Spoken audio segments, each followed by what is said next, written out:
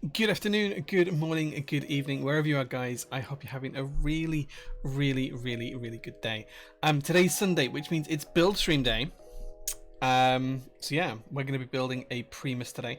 I haven't even looked at this board since I got it. I got it about a week ago, I think. But I haven't even taken it out of the box yet, or unwrapped it, or even looked at it. So you're going to see it for the first time that I see it live on stream. I can't even remember what color it is. I bought it on the aftermarket. I actually bought it as part of a bundle to get something else. So I don't actually know what colors this is, but we're going to build it today. I've already picked a key set for it. I hope it goes. I hope it works. But you guys are going to help me choose some switches. Before we get to that, though, let's have a look and see who's in chat. Anarchy, thank you so much. Wishing me a good evening and a good weekend. You got first today, so congratulations, and I hope you're having a great day too. Karcher's here as well, saying hello. Good evening, Karcher. We've also got Humza, Kajahata, Draxter, Tinkertronic, Marthike, Golden Ratio, and a Beige Lamp as well. Sunday's best day, says Humza. Sundays are a good day, right? It's the day before we start the week anew. So yeah, James is here as well, saying evening. Now I know that James is doing something rather special while I stream tonight, so I hope it goes well, James. And I expect to see pictures later on in my DMs. Capty's here as well. He says hey Jay, hey man. Alka here as well, saying hi. Golden Ratio Waves, hey man, good to see you. In fact, actually, I think this was your board. I think you were the guy that I bought this off. I think. I have to remind myself of these things. But yeah, we're going to build it today, guys. I'm really excited because I've only seen one other Primus build in real life. I've seen a few videos and a few of the keyboards and stuff, but I've only actually experienced one in real life. And it wasn't the best build, to say the least. So I'm really excited to get to try one out and see how it feels. And this is a personal build. It's a board I own. But yeah, I'm excited for it. And I'm excited to see how much you guys hate me or like me when you pick the switches that I've got to one side for this, because I've got like 4 or 5 different switches to one side. You guys are going to get to pick the switches that we use in the build today. It could go well or it could go badly for me. Let's just put it that way. Mandatory coffee inquiry. It's coffee, Humza. Yeah, I'm drinking coffee. I can't remember which one it is. I get a subscription box. In fact, actually, let me check on the subscription box website and I will tell you which it is, because I can remember the the packaging, but I can't remember the name. So let me just have a look.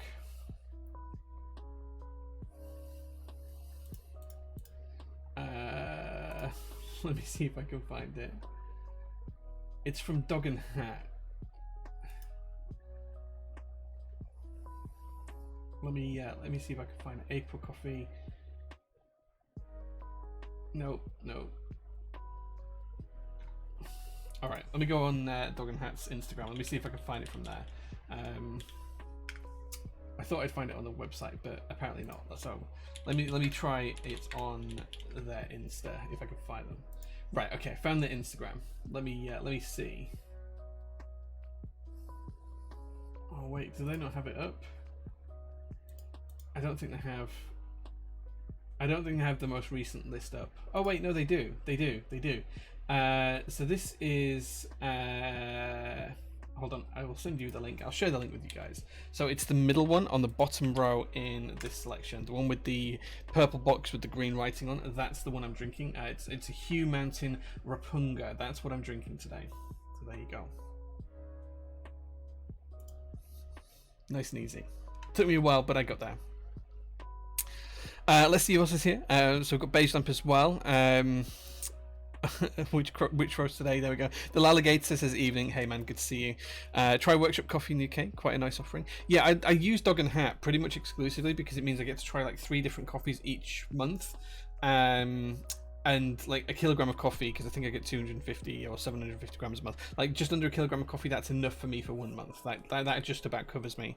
So yeah, I'd rather just try different stuff rather than stick to one roast. Kudzakiji says good evening, Jay. Hey man, good to see you. And Storsless is here as well as Static Age, saying good day, Jay. I hope you're well. I'm doing great, thanks guys. I'm doing really good. I'm psyched for the build today. I'm excited to show you guys what we've got cooking.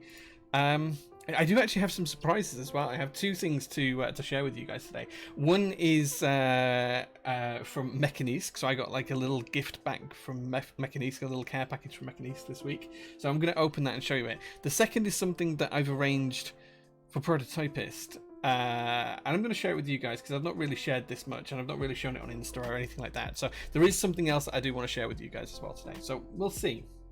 We'll see what it's like. I hope you guys trust me. Okay, before we do that though, let's flip over to the camera and let's take a look at the switches that we're going to be using today. So there we go. You should be able to now see my desk.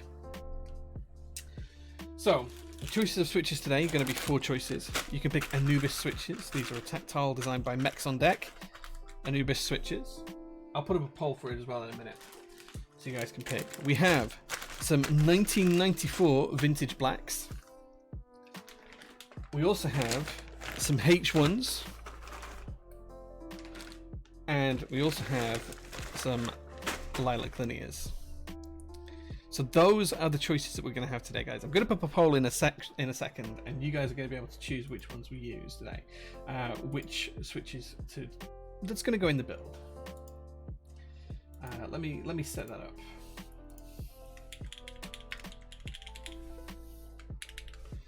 Okay, so as I said, we have Anubis switches. I'll talk a little bit about these in a second and tell you about them. We have some Vint blacks. We have some H1s. And we have some lilac linears. Okay, let's start the poll. And we've got 5 minutes, and I'll tell you about these switches whilst you guys vote. Okay, so the poll should be visible now if you're in chat, guys. You'll be able to vote and tell me which switches you'd like to see me use. Let's talk about the Anubis first of all. So these are a tactile switch. They're designed by the wonderful guys over at Mechs on Deck, Chewy and Osiris. They're actually kind of good. They're better than I was expecting them to be, but they are tactile. I haven't built with them yet. These are completely stock. I haven't lubed them, touched them, opened them, or anything. They are a completely stock switch, so bear that in mind if you're thinking of Anubis switches. The Vint blacks, these are cleaned Vint blacks, but other than that, there's nothing changed them. They have not been lubed, they have not been cherry picked, they have not been anything.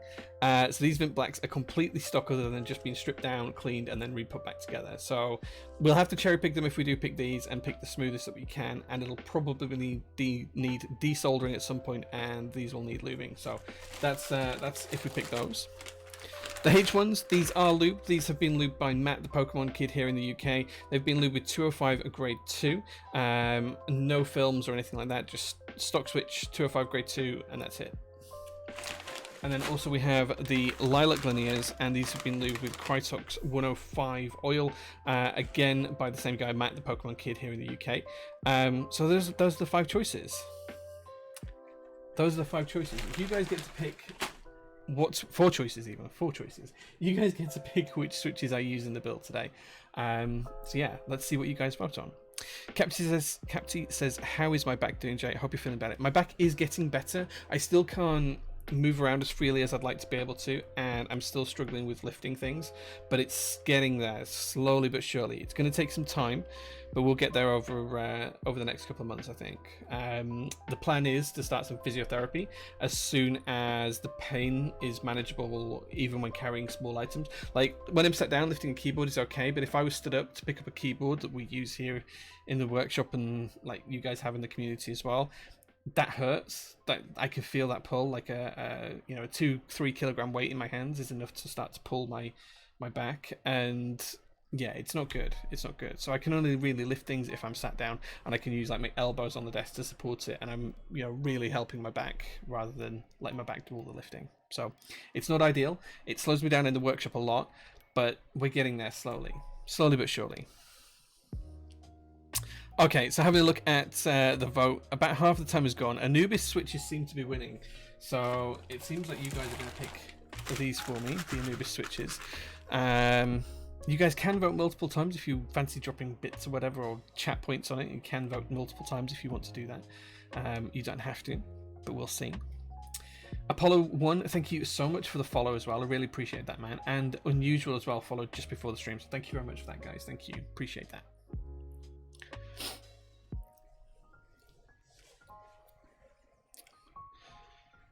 Okay, guys. The Anubis switches are still winning, but the Vint Blacks seem to be on a bit of a comeback streak here. Yeah. Let's see how this goes, but it does seem like the Vint Blacks might catch up, might overtake. No love for the H1s or the Lilacs. No love for those switches. That's interesting. I thought the H1s were a sure bet for this build. I figured that you guys were going to go for the H1s. Apparently I was wrong.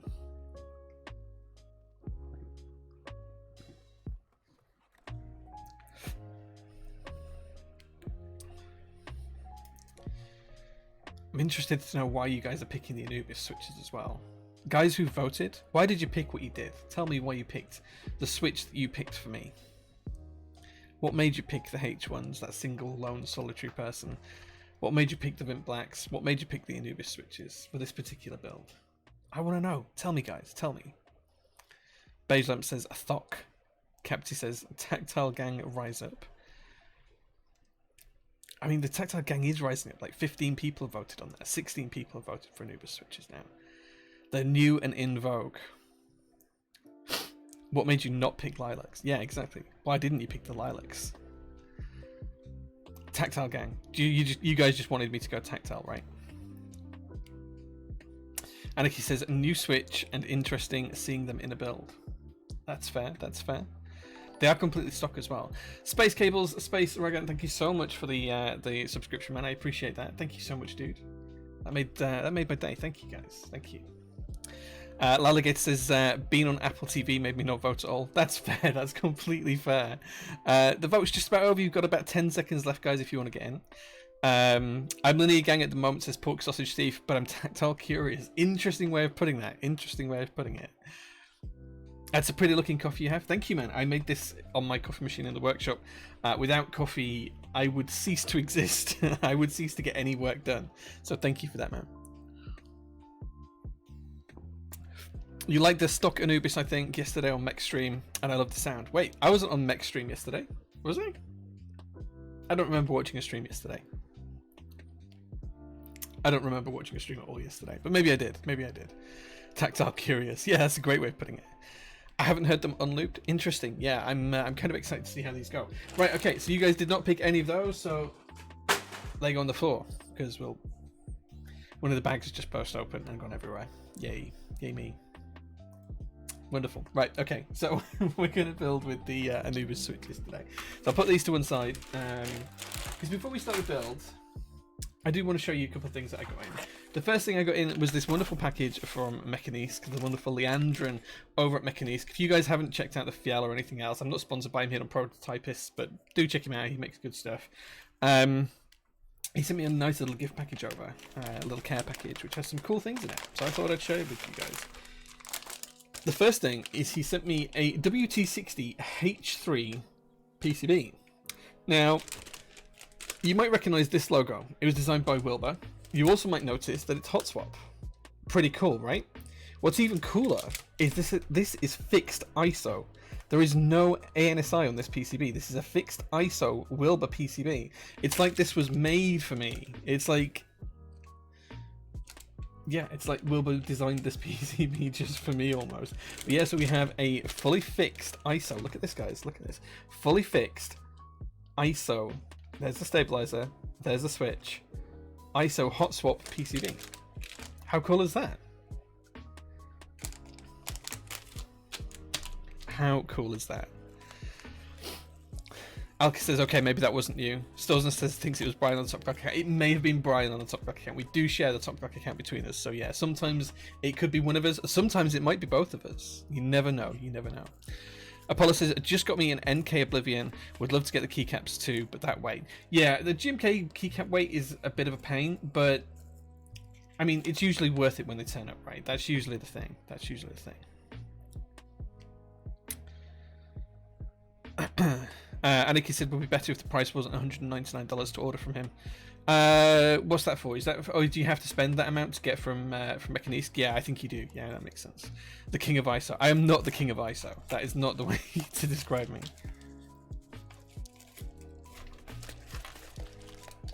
Divatex is here as well. He says, made for you and for the group by the run in April. Yeah, I completely forgot that that was the case. I also got a fixed plate that he sent me.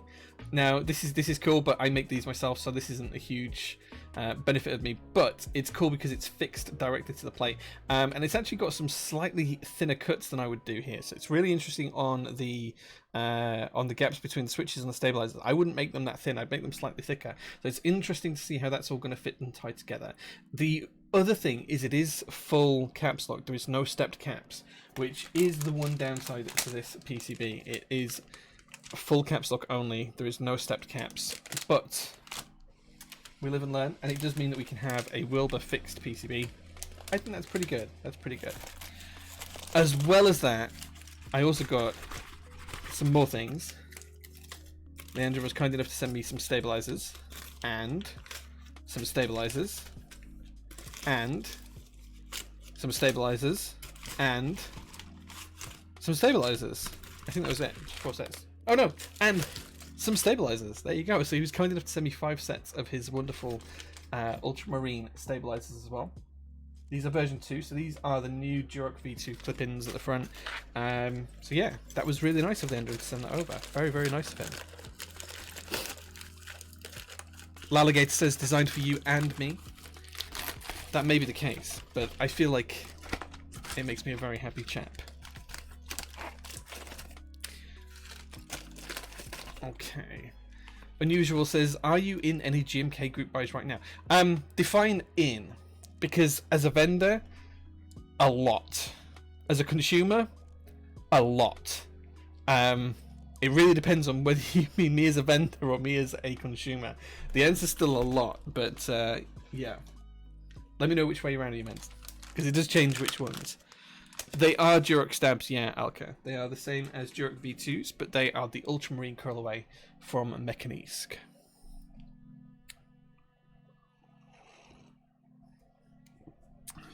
As a consumer, yeah, I'm in quite a few. I'm still waiting for GMK Copper to ship. I know that my keyboard have tried to sort out their VAT rules for the UK, which is where I'm based, so they haven't been able to ship me GMK Copper as yet. I don't want to pester them or anything else like that. I know they'll ship it when they can, but I am still waiting for GMK Copper.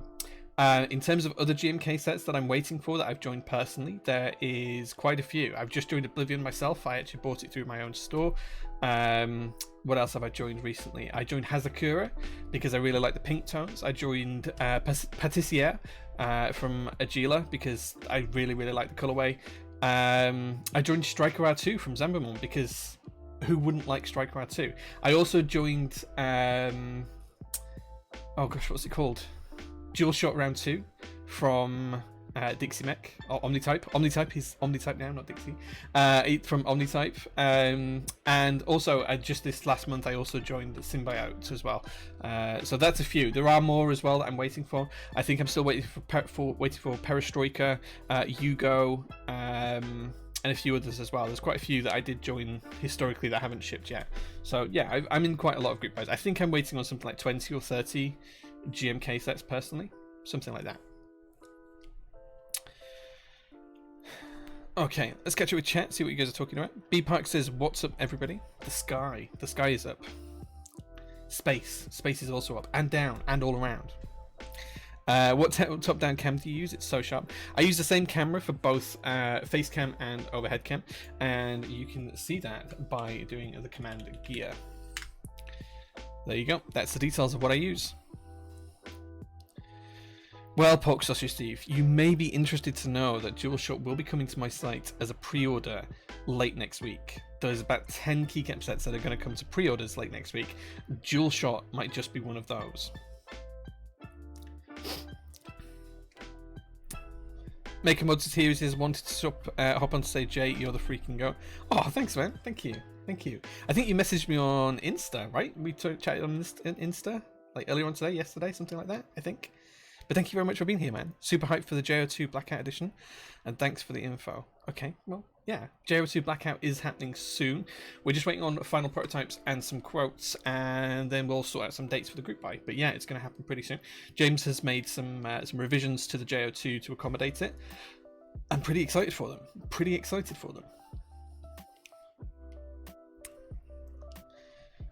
Pork Sausage Steve says, I'll make a plan to rob a bank. Please don't rob a bank. Please buy key sets, keycaps, keyboards responsibly. If you can't afford them, don't buy them. don't be spending your rent money to try and buy keyboards or anything else. Just be careful.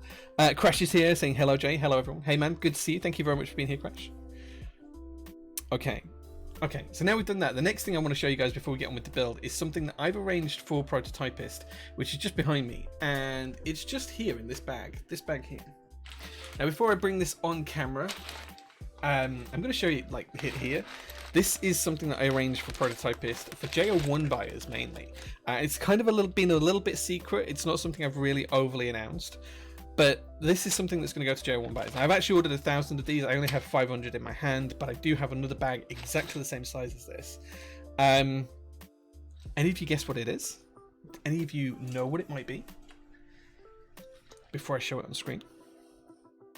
Anyone able to guess what's in the bag? What's in the bag? I know it's boxed in the movie, but hey, we can go with that. Nice to hear about the JO2 Blackout Edition. Yeah, we're pretty close to getting ready for it. PT artisans? They're not artisans as such. I wouldn't call them artisans. No. Okay, I'm gonna show you. These are GMK. You can see the label there, GMK Prototypist keycaps.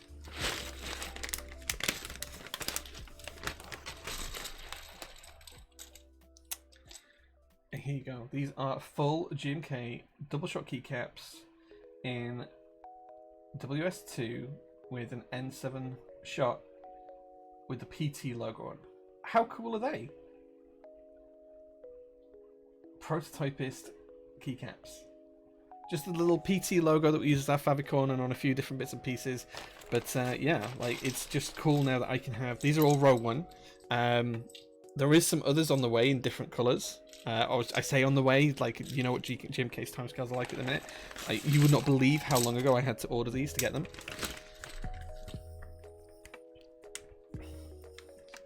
But yeah, we have GMK double shot Prototypist keycaps now. Yeah, I'm thinking of doing these as an add-on item on the store, Captain James, where once we've done the JO1 group buy and that's all shipped, I think what I'll do is I'll put these on the store and you can buy one for like £1 or something like that. Something like that if you want to add it onto your item. But I think that's what we're going to do. So there we go. I don't even think COVID was a thing when those were ordered. It wasn't quite a year it took. It wasn't a year it took to get them. And I've had them about a month now. So it wasn't quite a year, but I've had them about a month. So there we go. There you go. But yeah, I think we'll put them up as an add-on item for orders. That's a good idea. Yeah, if people leave a tip on the store, they get a free PT cap. That's a great idea. Steelhand, you might have just earned yourself a PT cap for suggesting that. It would match GMK Royal Alpha colours semi-well. So the difference is on GMK Royal Alpha that the white is not actually white, it's a grey, but it should look okay with it if you have it as an accent key. I think it wouldn't look too bad. Yeah, so yeah, I can't remember the code for it, but the white on GMK Royal Alpha is actually a grey, and it's a stock colour, but it's not actually white. Whereas this is the same colour as Minimal, for example. These caps are the same colour as Minimal. Okay, so now I've shown you those things. It's probably time to show you the rest of what we're going to build today, because we actually have to do a keyboard build today. I can't just keep talking at you guys for a while. And we're going to use Ashes as a key set, so you can see the colours here. This is GMK Ashes by Tyson. I'll show you the actual keycaps as well. I would do it if I could get them out of the box. There we go. This is GMK Ashes by Tyson. I thought these were pretty nice, so I picked them up. And this is what's going to be going on the board today. 2 full rows. The box actually shipped quite well to me, so I was pretty happy about that. Now, it doesn't have full UK ISO, but it does have semi-ISO support. It has semi-UK ISO support, so just missing the number as far as I'm aware. It could be worse. It could be worse. But yeah, that's the keycap set we're going to use today.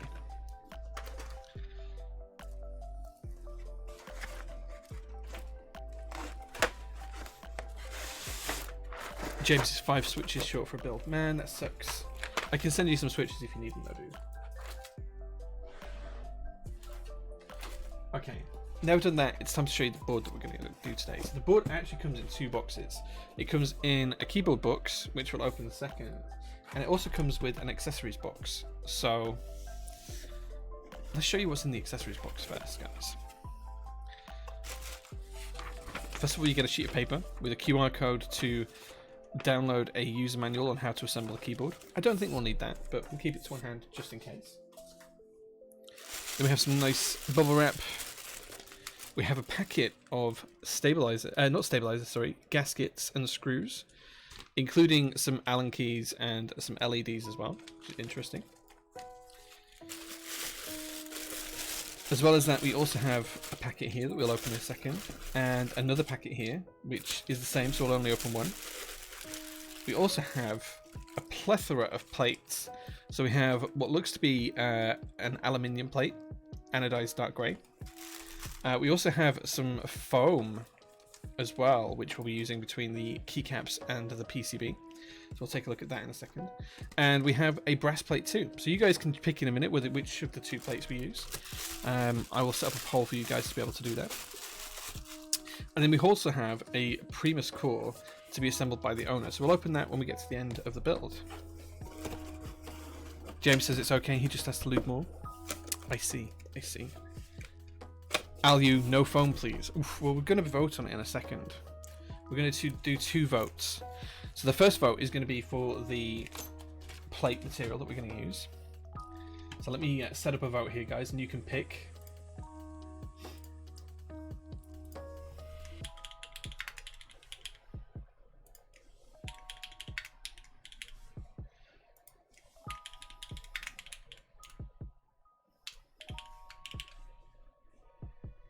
Okay, so we're going to start the poll. There you go. You guys can pick now whether we're going to use this brass plate, which actually has some of the details in. It has the Primus logo and some information here etched in, which is just about the Nexus project, which is kind of cool. And then we have the grey Alu plate. Also has the same details etched into it. You can't really see that on screen, but it's like a dark grey aluminium. I know it looks kind of like frosted on here. It's just dark grey. So you've got the choice of two. So please do vote, guys. Let me know which you'd like to see me build with today. Whether you'd like to see me build with the brass plate, or whether you'd like to see me build with the grey plate. Which do you guys want to see in the build? Okay, while you guys are voting on that, the next vote we're going to do is whether we use the foam or not. You guys are going to pick. I'm just going to open one of these and show you guys what's in here. Now, you might have already guessed what it is. It is the PCB. Wait, how do we get in? There we go.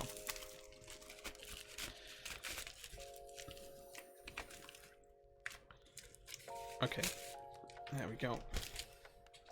So I'm only going to open one of these, but there you go. This is the PCB for the Primus. You can see that it's got the Primus logo on there, some information about the Nexus project, and the X logo as well. It's pretty sharp looking, black, lots of gold traces.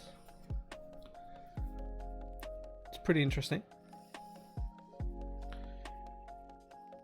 It's not got too many layouts. I know there's a bit of a mess here. It does support ISO by the looks of it, but the plates are only ANSI, so we'll only be building ANSI today. I am going to arrange for an ISO plate for a final build for this later on. We haven't looked at the case color yet, Waffle Toaster. We haven't seen the case yet. We haven't seen it yet. You guys are just helping me to pick how we're going to build it before we build it. Okay, so there's the PCB for the build. You guys are picking at the moment between the brass plate and the grey aluminium plate. Those are the two choices we have right now. As I say, I think the final plate for this is going to be POM and it's going to be ISO layout, but we're just going to try the board out today. These are both only ANSI, so that's what we're going to build it with. You guys just need to let me know what you want to see. Looks like the grey Alu is winning significantly at the moment. I thought you guys would have gone for the brass. Everyone always seems to go for the brass, but today you guys are picking the grey Alu. 79% of you going for that. Wow. Okay, whilst this is going through, guys, I just post in chat yes or no if you want to see me use foam. Yes if you want to see me put the foam between the PCB and the plate. No if you don't want to see foam in there. Let me know what you think, guys. Do you want to see foam in the build, or would you prefer to see it without foam? Let me know what you want to see, guys. Would you like to see foam in the build or not? Just post yes or no in chat. and we'll see how it comes out. Come on, camera, please. There we go. It's just standard EVA foam, nothing special.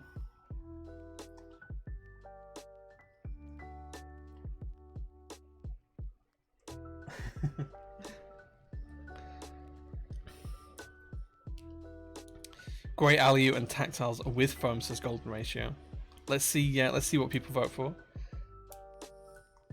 So you can vote in the poll for which plate we're going to use, the aluminium or the brass, and then you can just post in chat to say whether you want to see foam or not, just by putting yes or no. Anarchy says ANSI option, but for split left shift. Wonder why they chose not to make it fully universal. Yeah, it's an interesting choice because you can do split left shift on here. We're not going to today. I'm just going to do full left shift and full ANSI layout, basically standard ANSI layout. But yeah, theoretically you could just make the plate fully ISO compatible. I'm pretty sure the plate files are out there, so I'll cut upon one in the next couple of weeks and we'll do a rebuild at some point in the future where you guys won't get to choose the switches. But yeah, we'll see how that goes. Okay, so it seems like most people are saying no foam. There's a few people saying yes. Demotax is saying yes, no. That means no, because that was the last answer you gave. Yesence says don't steal my lollipop. I'm not sure how I feel about Yesence. But to me, I think you guys are saying no foam. So let's assume there's no foam. You've got about a minute left to pick on the plates as well, guys. 18 of you, 82% are saying grey aluminium plate, and the rest of you are saying you want to see the brass. I genuinely thought you guys would go for the brass. I really did think you'd go for this. I don't know how I feel that you haven't, to be quite honest. But yeah, there's definitely a weight difference between the two. Like the brass is a lot heavier. It also feels slightly thicker. I think the brass might be 1.6 and the alloy might be 1.5. I think it feels like it's a little bit thicker, but that could be the weight that's throwing it off. Okay, so the grey alloy plate wins, which means we don't need the brass plate. And I can open this up and we can take a look. No foam. Brass would clash with the key set. That's fair, that's fair. Maybe that's what people are thinking. Usually when you give people a choice of brass or not, though, they always pick the brass. It's a really interesting phenomenon that you guys haven't. So we've gone with grey aluminium and no foam, which is exactly what James requested. So James, seems like chat is happy with your contributions today. There we go. So that's the plate we're going to use. As you can see, it has got these details milled into it. These are actually milled in. They're not laser etched or anything else. They're actually milled into the surface, which is kind of cool. It's not going to focus, is it? Okay, there you go. Those are actually milled in or engraved in. So there we go. I'm an influencer now, don't you know? I'm sure you are. Chris Bezic, thank you so much for the follow, man. I appreciate that. Okay, so there we go. That's the plate and PCB that we're going to be using. The next job is to show you guys the board, and let's take a look and see what this is. Now, I haven't opened this. I haven't seen it. I have no idea what colorway it actually is. I didn't really pay attention to it. I actually wanted to buy a classy TKL, and I bought it in a bundle. So, yeah.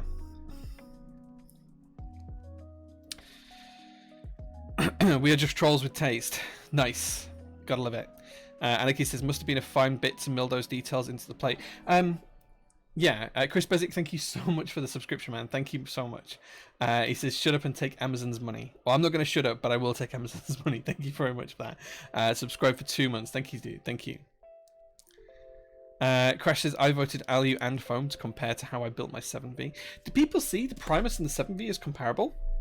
That's an interesting point. I'm not sure how I feel about that. Are Primus and the 7V comparable in terms of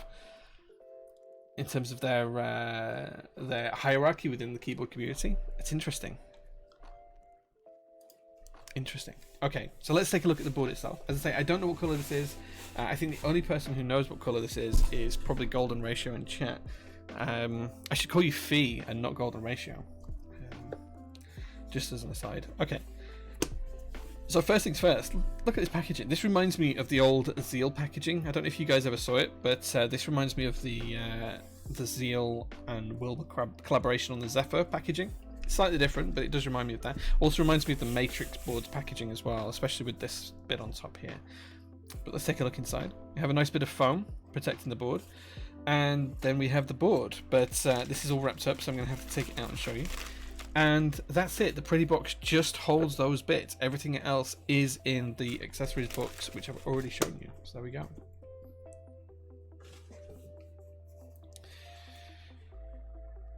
Calling 1.618. Yeah, just fee. I think fee is easier, right? Comparing is still fun. Crash comparing is always fun. I just wondered how people felt about, is the 7V and the Primus, are they on the same level or are they slightly different within the hierarchy of keyboards in the hobby? Where does that sit?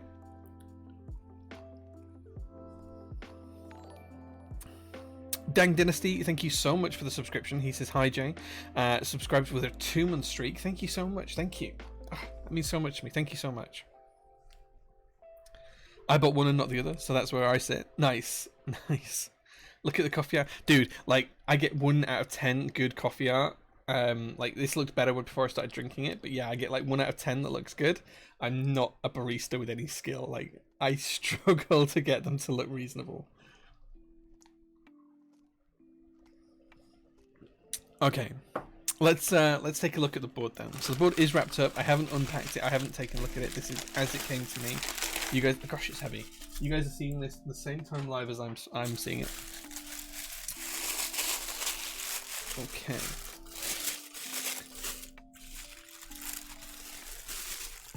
Okay, lots of paper involved here.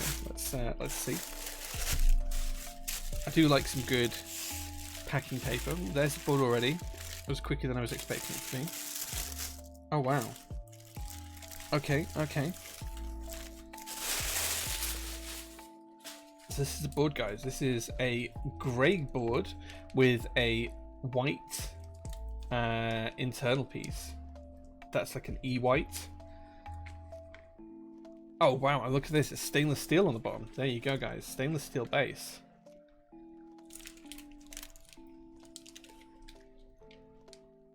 I think Ashes is going to look just okay on this. Let's take this wrapping off and take a closer look. I'm worried about getting the foot of this board dirty. I've already got a handprint on it. Oh well. We'll try and be careful. Let's look at the shine. Look at that, guys. That's really good. Hey, there we go. Tyson, thank you so much for following, man. Thank you. There we go. You can see the camera above. There it is. The Sony Alpha. The badge spot in the middle. There is a badge to go in there. You can see all the way through. Look, there you go. You can see all the way through. That's pretty cool. That actually looks really, really, really nice. Like, nicer than I was expecting it to. I'm wondering if this is actually anodized grey or if this is an E-coat grey, because it feels the same as the E-white. I think it's anodized. I don't think it's an E-colour, but it does feel like it. Could just be some good sandblasting underneath. Okay. Well, there we go, guys. That's the board we're going to build today. Whew. Where's the white gloves, Jay? I don't need gloves. I don't use gloves. We're just going to rock out and... Like, I like to use my boards, right? If I'm going to own a keyboard, I'm not going to protect it and look after it and worry about it. And like same with my iPhone. Where's my phone? Right? I don't use a case on my phone. I just use the snap-on cover. Like, literally, I have a bare phone. I'm not about cases or protecting stuff. Like, if I'm going to use something, I'm going to use it, and I'm going to enjoy using it. And if I have to not wear gloves or not use a phone protective case or whatever it is, that's what I'm going to do. Perfect colour matching for Ashes. Yeah, I only got Ashes in this week, so I wanted to use it, but yeah, I'm really happy that this is the colourway of the board because that's going to look really, really good. Okay, so before we build, I am going to protect this slightly just by putting it to one side on a bit of the plastic that we took it out of before we get the rubber feet on the base. And the first job is to get our stabilizers ready. So we are going to build this ANSI, so we're going to go for full backspace. We're going to go for ANSI enter. When I can get the plate and the PCB aligned, that is. There we go. We're going to go for split right shift. Or should we do full right shift? Guys, vote in chat. Split right shift or full right shift? Let me know what you think. And we're going to go full left shift as well. Chris Bezic says agree on the bare phone. There you go. Cap T as well. Waffle Toast says it's courage.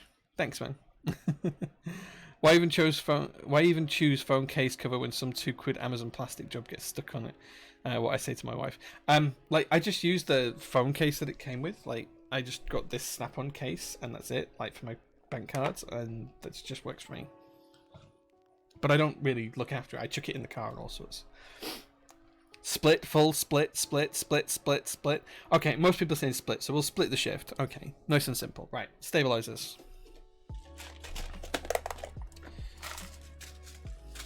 Okay, so we need a stabilizer for backspace. We need a stabilizer for A and SI enter. We need a stabilizer for spacebar. And we need a stabilizer for the left shift. We're going to use a 7U wire, if I can find one. I assume it supports 7U. Does it support 7U? Wait, no 7U support? Oh, it does support 7U. It does support 7U. Okay, so we're going to use a 7U spacebar. It's worried there that it didn't support 7U. We need a 2U spacebar wire for the A and SI enter. We've got that just there. We need another 2U spacebar wire. Sorry, another 2U stab wire for the left shift. And we're going to need a final one for the backspace. And then of course we need inserts to go along with all of these, so I'm just going to dig some inserts out now as well.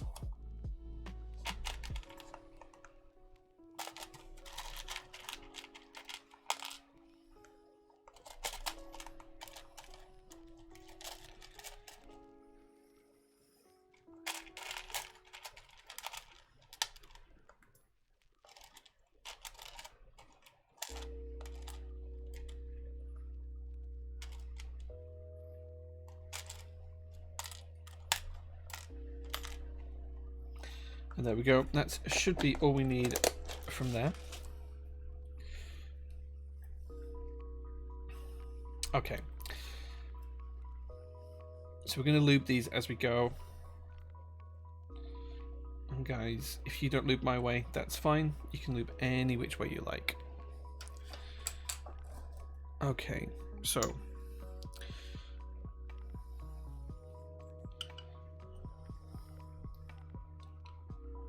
let's just spend some time lubing these stabilizers. Basically, what I'm going to do is I'm going to put a load of lube on the wire itself. Not, well, I say load, like plenty of lube on the wire itself to make sure we don't have any rattle when it goes into the housing. Then we're going to plumb them into the housing. And then once we've got the wire in the housing,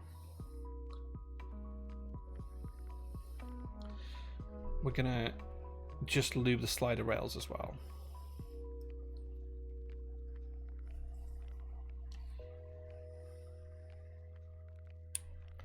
Okay, that's one side in.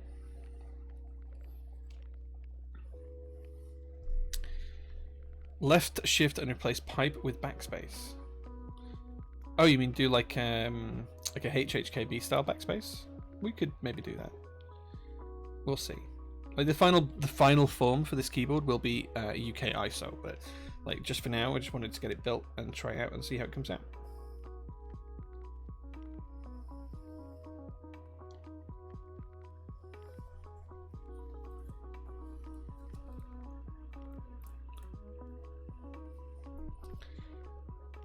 Yeah, that's one of Tom's trays. I've been helping him with the manufacture. He did part of the design, and I've been sorting out all of the manufacturing for them. Group buy soon. We're just waiting for final quotes, and then we'll be getting into group buy space for the trays, alongside the Isla keyboard as well. It should all happen around the same sort of time. Okay, so just lubed slightly on the slider rails. I'm just going to put some lube into the back where the wire shows through. And then that's this one done.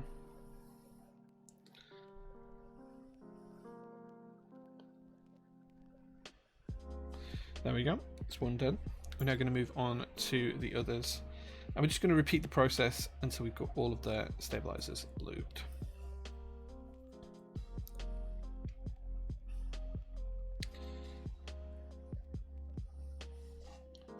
You could split backspace too. I don't want to split backspace. I'm not a fan of split backspace unless it's going on a HHKB layout. I'm very particular about that. I prefer full backspace unless it's HHKB.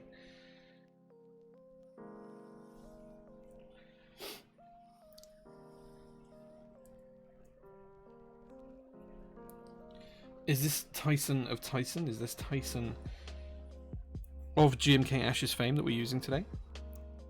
Because if it is, hello friend. If it's not, hello other Tyson.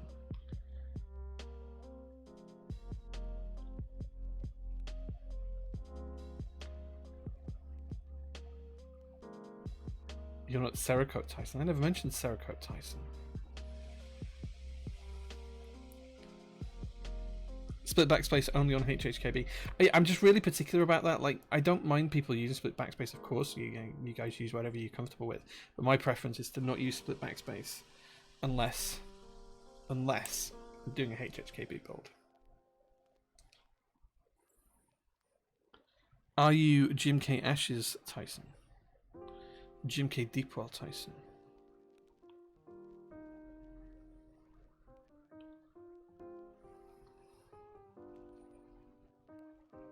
Split on all 60s just looks nicer.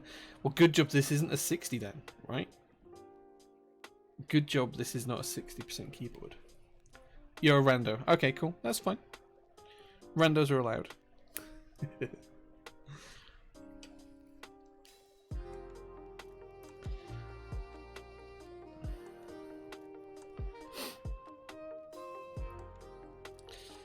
So sometimes, Capsy, you'll split backspace if you've run out of stabilizers? Interesting. I would just wait and buy more stabilizers, I think.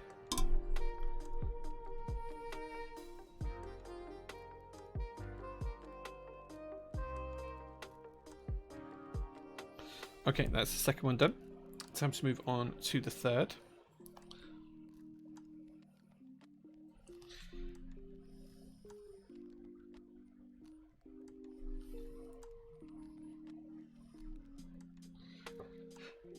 Way too much lube there, guys. If you do put too much lube on, remember to spread it out nice and thin. It's always easy to add more lube later on than it is to remove lube later on, so just make sure you're comfortable with the amount you're using.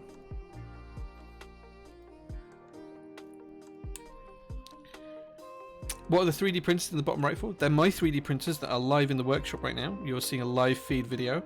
I often do workshop streams on here as well. It's not just keyboard builds. I often do workshop streams where I make things in the workshop that may or may not be related to keyboards. And often we do 3D printing, and the 3D printers, whenever they're running, which is pretty much always, I tend to include the videos on the stream.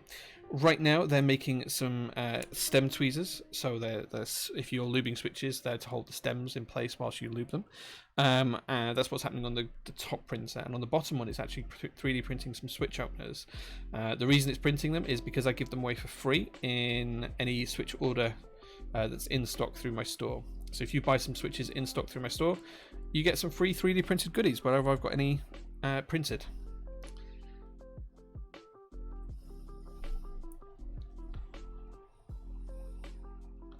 You also get free lube as well whilst I've got some in stock. There we go. Just the spacebar way now. Aren't you getting some stabs in soon? Remember seeing about that somewhere? Yeah, I have a batch of a couple thousand stab sets on the way. They seem to have got lost in transit, so I'm not sure where they are, but I'm sure they'll turn up at some point. We shall see. The carrier that was looking after them is investigating where they could be at the moment, so we shall see. But yes, I did order quite a few thousand sets of stabilizers.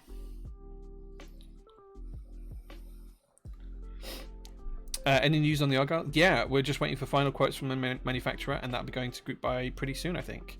I don't think it'll be too far away now. Everything is pretty much in place. We just need final quotes from the manufacturer and a few other areas on things like Windows and PCBs, and we'll be good to go. It's not going to be too far away at all now.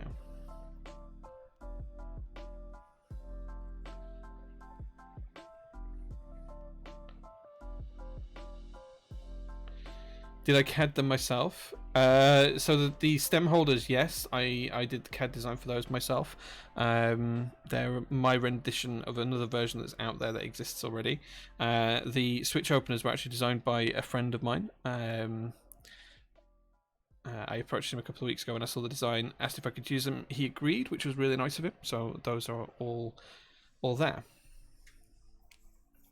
Are they both Prussas? Yes, they're both Prussas Mark IIIs. I've actually got 4 3D printers. I have an Ender 3, which I've just loaned to a friend. He's really enjoying that. I've got the 2 Prussa Mark IIIs, which are running at the moment. At some point, once my back's better and I've set up the new workshop streaming table, then we're actually going to build one of the Creality 3D print mills where it prints onto a conveyor belt. So it's like a conveyor belt that goes round and the print prints onto the conveyor belt. So you can theoretically print infinitely long prints, which should be good fun. So yeah. I have 4 printers. Those are the only 2 that are working right now. Chris says thank you for the news on the Argyle. Yeah, it's not too far away now. Right. Okay. So now we've got the stabilizers done. We're going to pop these into the board, which means we need screws, which means we need a screwdriver. So we don't need the plate for this bit. So we're just going to put the plate to one side. We are going to pop the 7U spacebar in first,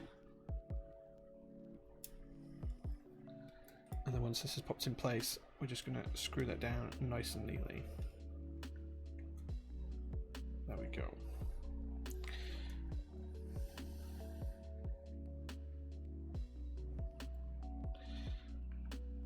Okay, this screw does not want to go through that O-ring. There we go.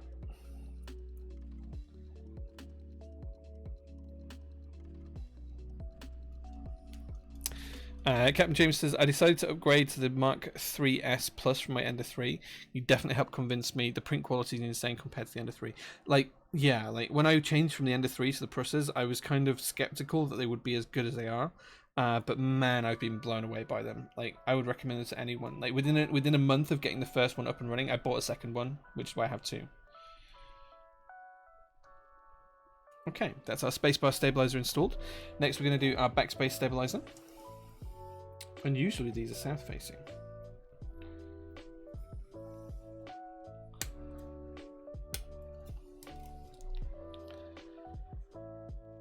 Did you install the LEDs yet? No, we're just putting the stabilizers in. Then we're going to do the LEDs, and then once the LEDs are done, then we're going to put the switches and plate and PCB assembly together.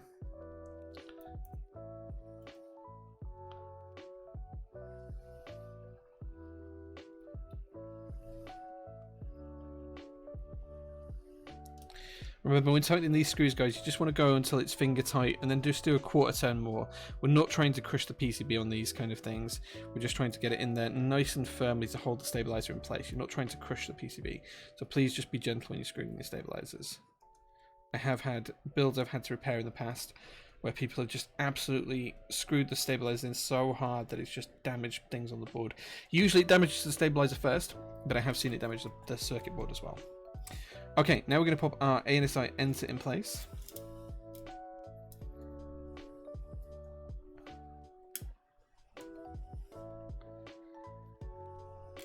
There we go. And then once we've done this one, we're just going to pop the left shift into place. And then we'll be able to look at the LEDs.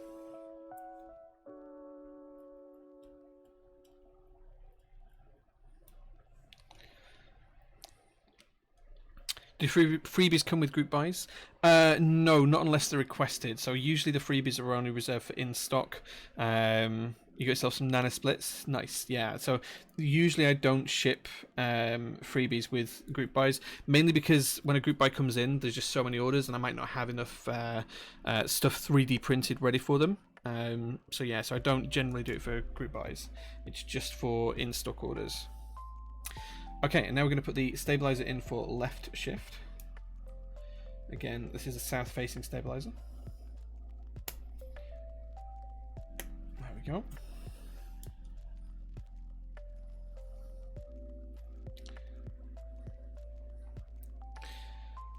Absolutely blown away. Already considering a second. Do you mean back in? Is that a reference to the Prussas? Yeah, I wouldn't blame you, man. Like, they're just so good, so good. I can't wait for the Prussa XL. That's going to be my next 3D printer purchase. As soon as the Prussa XL comes out for pre-order, your boy is going to order one.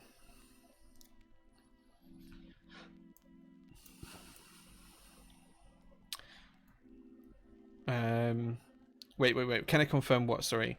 Jamtarts, what was Jamtarts' question? Did I miss it? Oh, what switches would you recommend to prevent interference with EPBT keycaps and north-facing switches? I don't think there is any interference. I think it only happens with GMK keycaps. I don't think you get that on EPBT. Someone correct me if I'm wrong, but I'm pretty sure you don't tend to experience it with EPBT, and it's only with GMK cherry profile stabilizers. Tyson says, I really like the look of your JO2 design. I don't own one myself, but maybe one day. Thank you, man. The design came from the original JO1, which is a few years old, which was based on some drawings I did. The actual CAD work for the JO2 to bring it from the JO1 original design up to the JO2 design that you see today, that was done by James AKB, who's in chat. He did the CAD work for that, and converted the original design into a 60% layout and improved it along the way as well, might say. There's a couple of innovations that we did, and we're still improving it to this day. So we're going to do the blackout version of the JO2 in the next couple of months. We're waiting on the final parts for prototype for that, and that has some more improvements over the previous group buy round. Just some simple stuff, but I'll cover that when we have the prototypes in hand and show you guys how that all works. Okay. Apollo says, another purchase will be coming from in soon. I love some freebies. Well, as long as I have them printed, it's whilst they're in stock, right? So if I run out of in-stock stuff, you don't get them. It's only whilst I've got them available. Just remember that.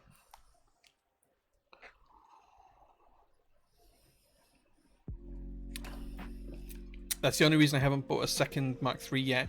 The XL should be perfect for keyboard cases, limited to 40% really at the minute. Yeah, unless you do multiple sized ones. Yeah, that's true. Yeah, what am I 3D printing? I'm 3D printing some stem holders, some stem tweezers in the top box. You can see those there. If you're looking at the screen now, you'll see that those are printing away just nicely. And then in the other printer, we're actually 3D printing what will become some switch openers. So you can see that's printing away just nice as well. There you go.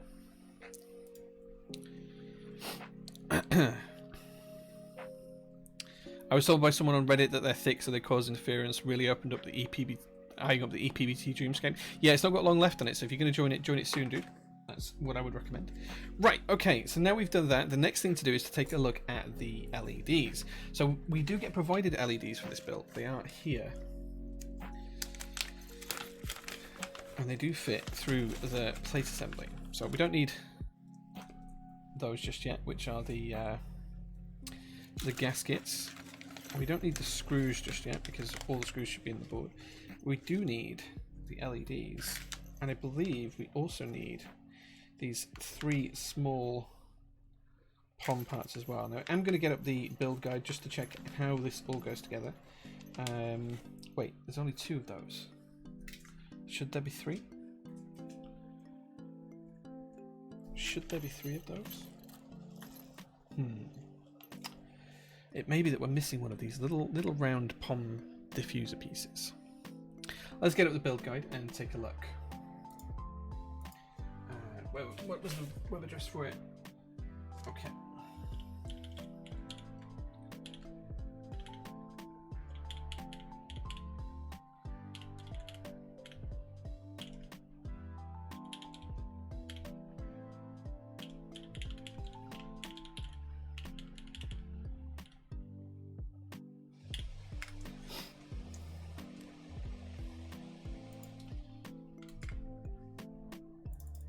Okay, it doesn't want to go to that web address. Come on, work. Okay, there we go. So if you guys want to have a look at the Primus user manual that I'm using today, you can see it just on the link there that I've dropped into chat. And I'm just going to go through and see how the LEDs go in. So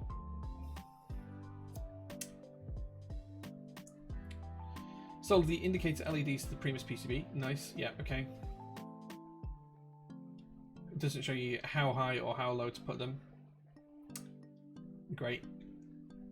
I was hoping it was going to show you how high or low to put them, but it doesn't. It doesn't. Okay. we'll just install them flush. I think that what we do though is we install the LEDs, and then we can put this around them to prevent any light bleed. And then they do have diffusers, which I assume will go into the case. So I'm just going to pop those to one side, and we'll use those later on. It's really interesting that it doesn't tell you anything about the LEDs. Now, the long leg on an LED is usually positive, so I'm going to just check and make sure we've got these in the right orientation. And what I'm going to do is I'm just going to push them through into the PCB, hold them in place, and then I'm just going to bend the legs in opposite directions, just so that we can hold the LED in position, and then we'll solder it nicely in a second. I'm just going to do that for all three.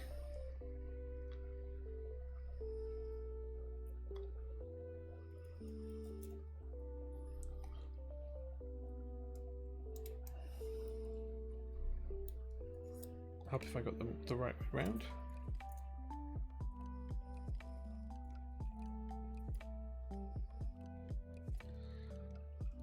Okay, now we're just going to solder one leg for each of those. Make sure they're in place nice and neatly.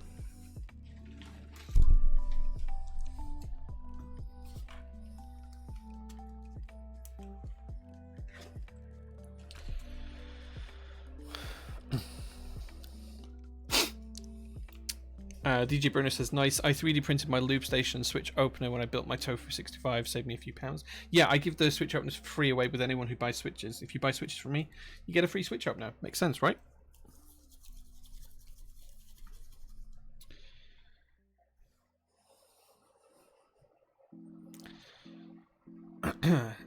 As long as I was looking at the Anubis switches, it seems to be the opposite of what I want, although I'll probably buy some anyway. Anubis switches are kind of interesting. Yeah, I'm pretty excited to try them out, to be honest. I'm just going to install one leg at a time here. So we're just going to solder on one leg for each of them. We're then going to make sure that they're nicely seated into the PCB. And what we're going to do is basically we're just going to spin the PCB around.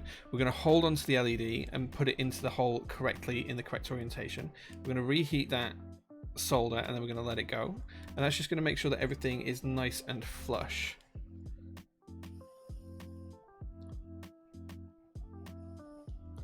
And we're just going to do the third one.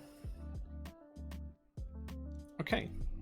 And then you can see that we've got those three in a really nice, neat straight line. They're flush with the PCB. There's nothing bent out of shape, out of whack, or in any wrong direction. And now we're just going to solder the second legs, and then we're just going to clip all of the legs nice and flush with the PCB, and then we'll be done.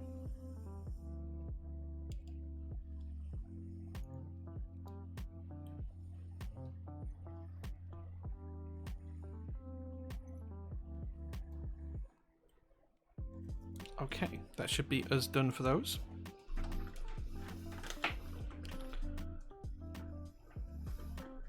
Trying to make sure I don't lose the cable for when we need the soldering iron later on.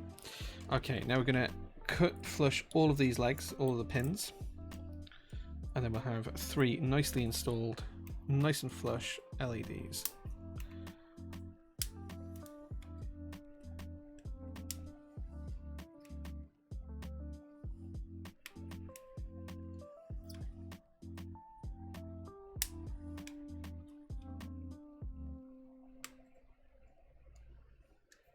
And there you go, guys. That's all of the LEDs installed, nice and neat and flush, fully orientated in the right direction.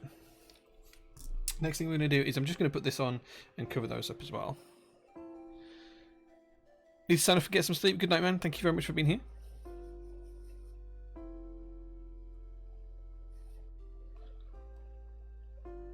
Time difference getting me. Have a good one. No worries, Laligator. Thank you very much for being here. Vogon, welcome to the chat. Thank you very much for being here, dude. Jamtart says, are you getting any XDA keycap group buys in the future? Maybe if some happen. Like, I tend to not go and chase group buys. I tend to wait for designers to come to me and ask me if they'd want me to run it. I feel that's more natural and organic way. If there's any that you would like me to see if I can procure for the UK market, then just let me know, and I can always reach out to the designers, and I don't mind doing that. But I tend not to do that. I tend to let it go the other way. Oh man, this is really frustrating that the peelable layer will not come away from this foam.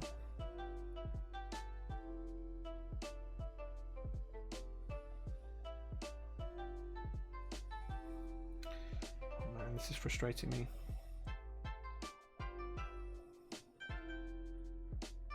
There we go. There we go. Is that it? There we go. The guide, according to the foam, the guide, the foam goes on the top case at the end. Does it? Does it? Is that how it goes? Really?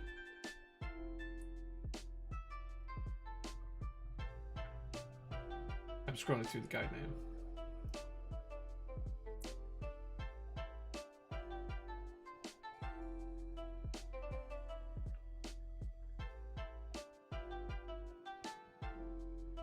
Interesting. Okay, well, in that case, we shall put it to one side and we shall use it at the end then. Thank you, Anarchy, for spotting that. I would have assumed it went around the LEDs as it goes now. Interestingly enough, we only have 2 of the little mini diffusers. I'll check in the box later on and see if we put one to one side or see if we've dropped one on the desk somewhere, but I don't think we have. So we only have 2 of these little diffusers. Let's put it all together so we don't lose it. There we go. Okay, now next job then is to put the switches into the PCB and plate assembly. So let's do that. As you guys voted, we are using the Anubis switches today. This is my first time building with them. We can see all the stabilizers look nicely, neatly lined up, so we're all good from that perspective. And what I'm going to do is I'm just going to push a few switches in. These hold nicely into the plate and the PCB. So once we pushed a few in a few different areas of the PCB and the plate assembly, we should be able to just start to push the switches in. We are using a nice firm plate today, so there shouldn't be any issues from that perspective either. Okay.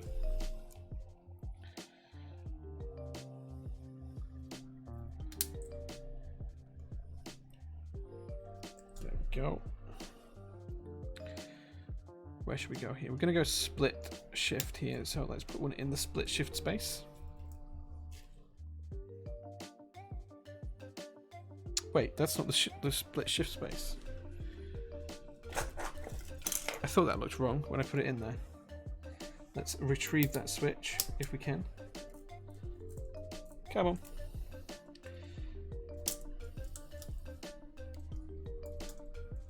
Okay, this switch does not want to come out of the plate or PCB. There we go.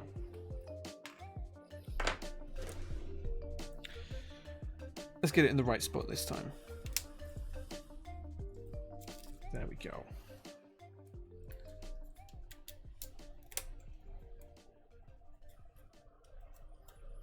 Okay, now we should be able to just go around and push switches in, and they should fit in just nicely. Are you sharing the STL for the stem tweezers? Not my personal one. No, that's because I give them away for free. I don't want to give the STL away, if that makes sense. Like if I charge for them, then maybe I would, but you can get one for free just by asking me. So, or by buying switches from the store. Simple as that.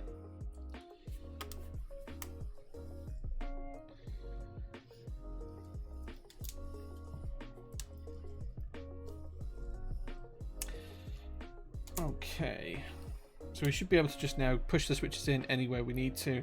We'll try and push a couple in the center just to make sure it's all held up nicely, but it's looking pretty good. We should just be able to go around, push the switches in, and they should all just sit perfectly now. Any chance of optical switches coming to the store later on? I don't think there's a market for them, and I think mechboards already sell optical switches, so probably not is my answer to that. I don't think there's a demand for them, so I probably wouldn't want to stock them.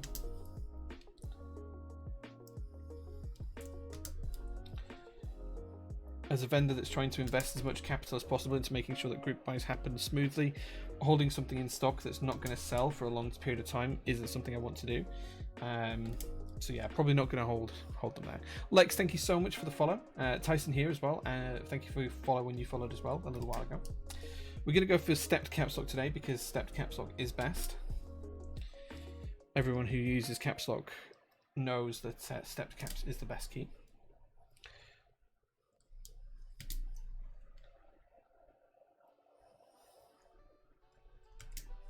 looking around, I get the vibe of no demand. I think the issue is that it's a lack of compatibility, right? Like the switches feel nice, they feel good, especially Flare Tech ones. But the issue is that all of the different switches that use optical kind of PCBs, they all use a different proprietary technology. So there's no standard for optical PCBs and there's no standard for optical switches. So if you make a PCB for Gator on optical switches, that's all you can use. You can't use Flare Tech, for example. If you make one that supports Flare Tech switches, you can't use Gateron switches. So you have to do more work for less reward to get optical switches out there. But they do feel great. Like, I've got to be honest, the Flare Tech switches are some of the nicest, smoothest linears I've ever used. But you have to design a PCB specifically for them. You can't just pop them in any PCB because it needs to be an optical one, and you can't pop them in a PCB that's designed for optical Gateron switches, for example.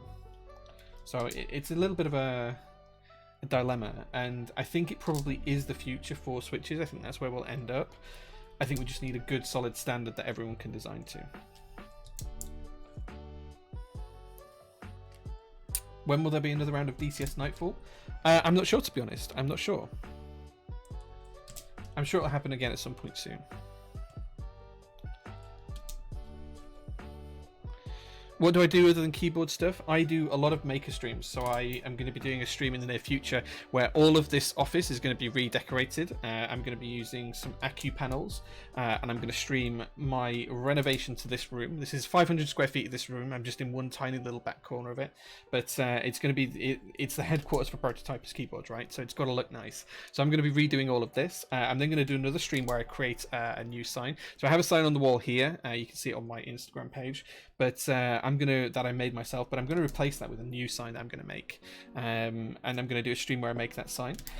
I also collect a load of stuff other than keyboards, so I do a load of car stuff as well. So you'll see in a couple of weeks' time I actually have to retrofit my 2018 Mazda CX-5 with Apple CarPlay. So you'll see me do that, stripping out the dash, putting the new CarPlay system in, rebuilding it.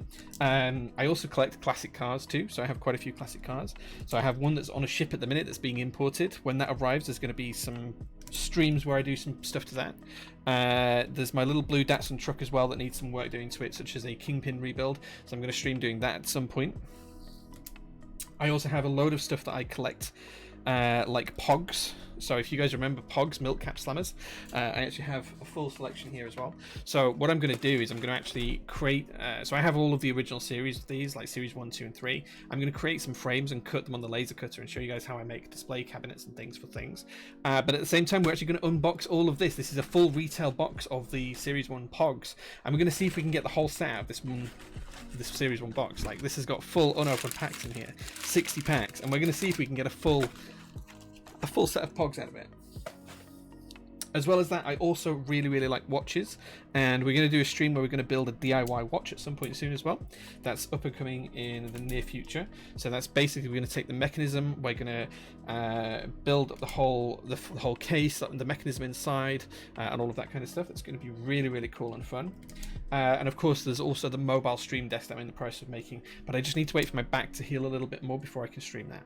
So yeah, there's loads and loads of maker stuff coming.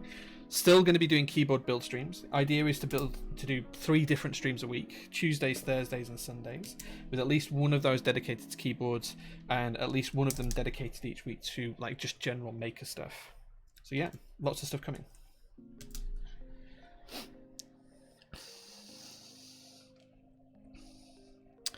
Oxy, yes, that's the one that's on the Switch on the ship at the minute. Watch building stream in the future. Yes, I'm going to do that. Yeah. Can you name any of the 35 Switches coming into stock in the summer? Tangerines next week, all being well. As long as they arrive quickly, we're going to have Tangerines in stock. So yeah, they're going to be here. But we've got lots more coming than that. It's not just Tangerines.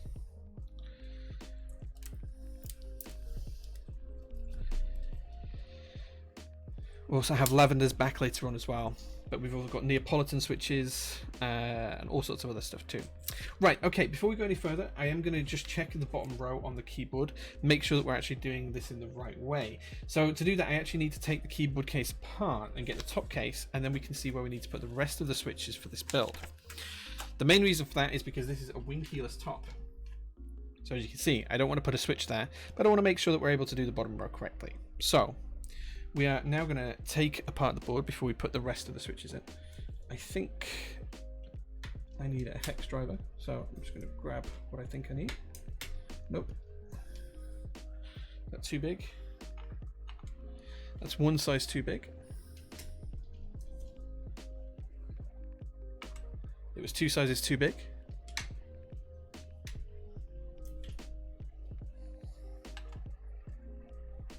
And what we're going to do is basically take off the weighted foot at the moment. And then once we've taken off this, cars, watches and keyboards, living the dream. Hey man, you gotta like nice things. DIY Watch Club, yeah, that's where I bought it from, Capsy, yeah.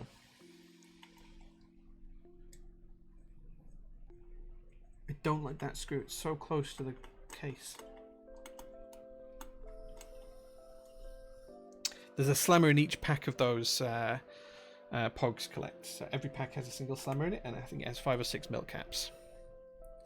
I did used to collect Go-Go's. Yeah, Go-Go's Crazy Bones, right? How do you have time to do all of that and still run the store so smoothly? I don't sleep. Okay, so now we've done that, the bottom foot should remain. There we go. So you can see the stainless steel here. Let's try not to slide that around too much. Let's try and pick that up. Oh, that's heavy. There we go. So this is where you can see all of the milling on the inside, but the super cool shiny outside. So there we go. Now we've done that, we can flip this over, and now we can access the screws to take the bottom case off.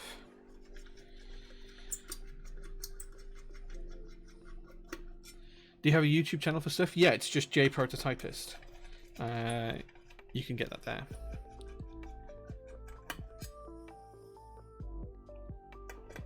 Mine got sold at a car boot sale, I think. I don't know what happened to my Go-Go Crazy Bones. I have no idea. I feel like they just got gifted away at some point to a child. I don't know. I couldn't say.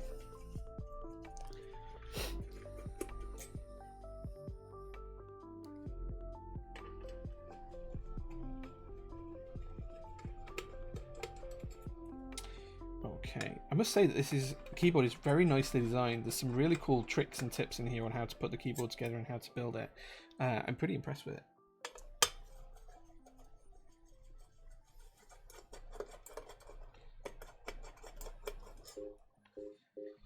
Lots of screws though, guys. Lots of screws.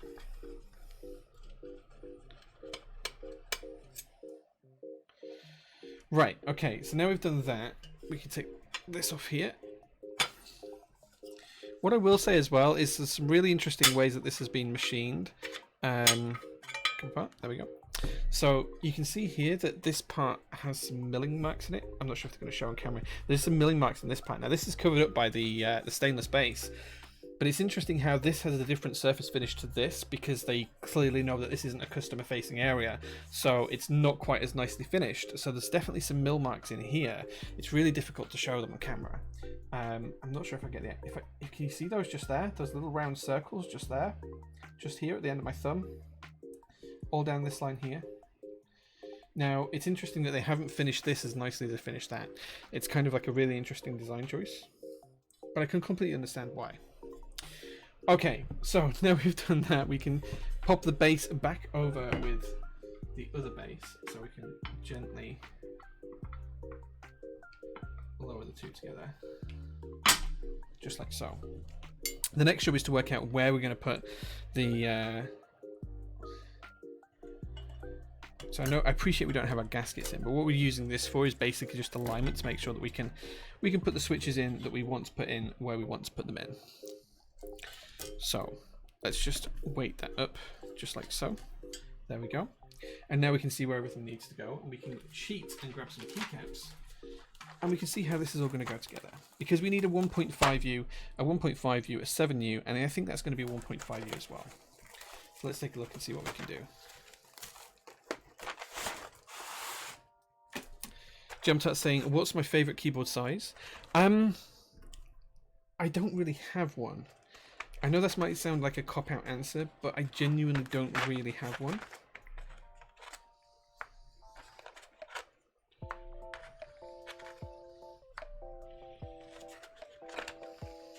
Is that 7U? Yes.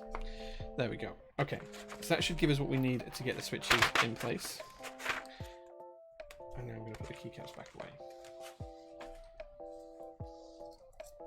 So we're going to pop the spacebar on. Bear in mind this is really flimsy. We're not really putting this together fully. We're just basically using it to see where the switches need to go. Just like so.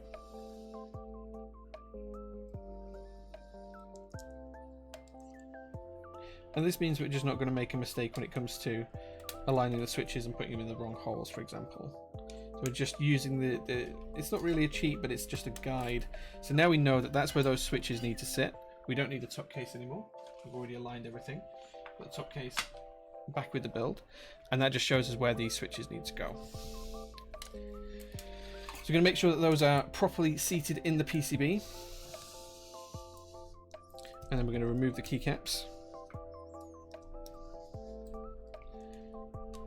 And now that means that we are ready to solder. I'm just going to make sure that those are all in nice and tight. But there we go, guys. That's the whole series of Anubis switches in the plate, and we've checked our tolerances. Okay, you guys know what's next. It is time for us to be able to do some soldering, and that does mean one thing. It does mean that you guys can ask me any question at all about anything you'd like, about any single topic that you can think of, by just tagging me in chat. So all you need to do is tag me with @jprototypist, and then you can ask me any question that you'd like, and I'll give you an open and honest answer, and I will be as completely open and as completely honest as I can. Have a check the stabs. Unusual, this is only a temporary build. This isn't going to be the final build, but I've built that many boards, 4,000 plus and counting, that I'm comfortable with how I've done the stabilizers. I know that for this temporary build, these are going to be just fine. But yeah, you can ask me any kind of question that you would like. It can be about keyboards, it can be about life, it can be about the universe, it can be about any topic that you can think of while I'm soldering. All you need to do is just tag me with the @jprototypist, ask your question, and whilst I'm typing away, soldering away, I will answer your questions in the most open and honest way that I can.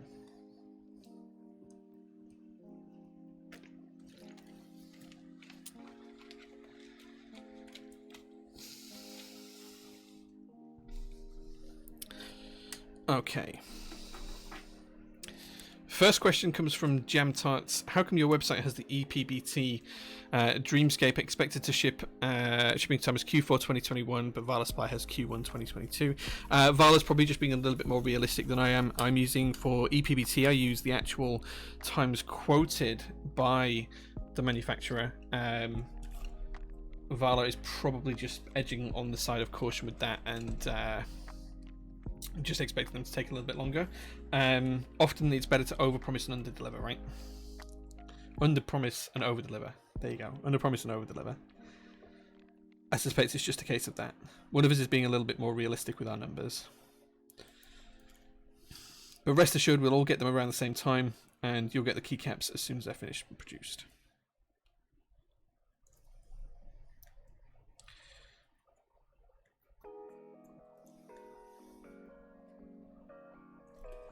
Okay, second question comes from Static Age. It says, Jay, if you could time travel to see any concert in history, what group or artist would you see? I can tell you exactly the artist and exactly the show I'd want to see. I'd want to see Nirvana on MTV Unplugged in 1994. I just think it'd be a really, really cool show to go to.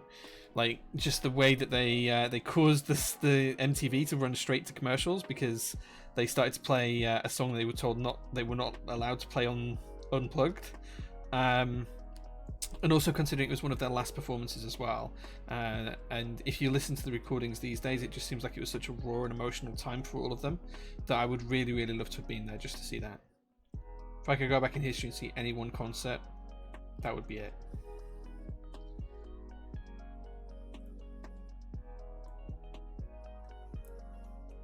This is where someone tells me it was 1993 instead of 1994, but thanks. Okay. Unshoshan says, what is the meaning of life, the universe, and everything? 42 is the official answer provided by Douglas Adams and the Hitchhiker's Guide to the Galaxy. My answer to it would be, what is the meaning? There isn't one. The meaning is whatever you want it to be. If you want to enjoy life, then enjoy it. If you want to make something and create something in life, you do that. There is no real meaning to life, the universe, and everything. It's just something that is. It exists, and it's there to fulfill your potential, whatever you choose that potential is. There's no, in my opinion, there is no mythical guidance force that determines whether your time on this planet is something that's remembered or not. That's all down to you as an individual and the opportunities you get along the way. So take them with both hands and make them mean whatever you want them to mean.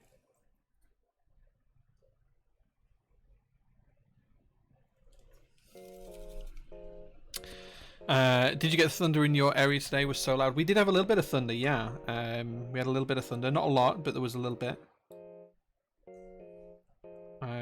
It wasn't really loud. I'm in West Yorkshire, just on the border of Bradford and Halifax. I live in a small village called Shelf. Yeah.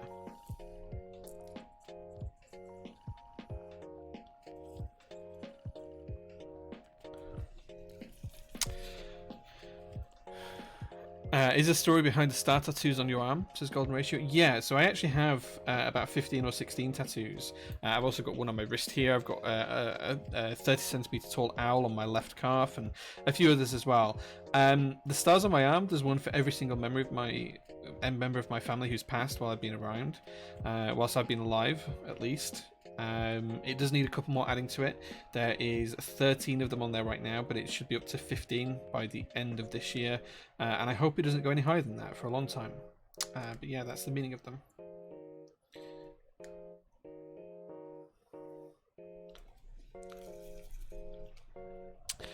Waffle Toaster says, other half asked if you have a Scottish heritage due to the Iron Brew. Disclaimer, I am, and I can understand why she asked. No Scottish heritage, as far as I'm aware.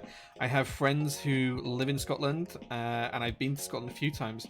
Fun fact, I actually got married in Scotland. So there you go. Me and my wife eloped to Gretna Green, and we did the whole Gretna Green marriage. That's what we did. But I have no ties to Gretna, to any part of Scotland, as far as I'm aware, in family history. I just like the drink. Simple as that.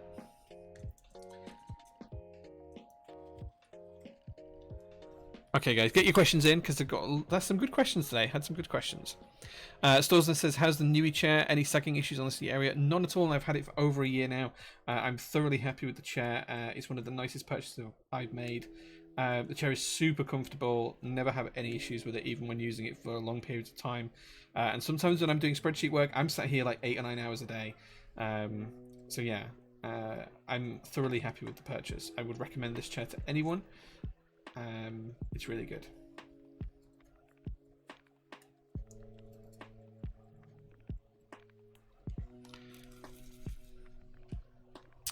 Gemtart's saying, did I go to university? So yes and no is the answer to this. So yes, I did do university, but I didn't go to university and do it like everyone else does.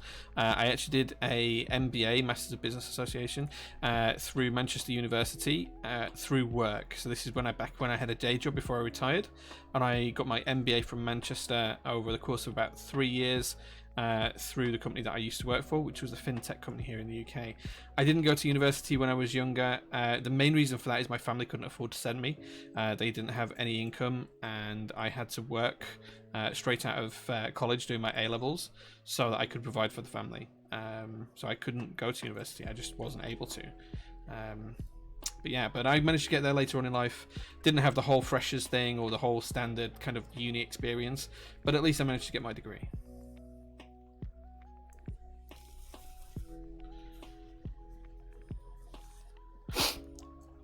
Static H says, Nirvana Unplugged is a stellar answer. Great taste. Thank you, man. Thank you.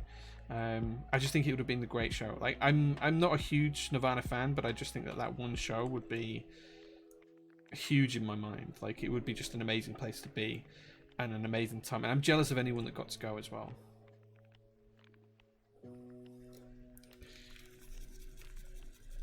Waffle Toaster says, you have good taste, is what you're saying. Sure, let's go with that. What mic do I use? I'm using a Rode NT. I've had it for about 4 years now, and it's an excellent mic. You can check all of the gear that I use by using the !gear command. That should tell you all what you need to know about the gear that I'm using today. But if there are any other questions, please do ask, guys. Don't be shy. I will answer anything at all that you ask. It can be as personal or open as you'd like, as long as it doesn't break Twitch's terms of service by me answering. I'll answer pretty much any question you guys can ask. There is no limits on what you can ask me to answer, as long as it's not going to break Twitch's terms of service.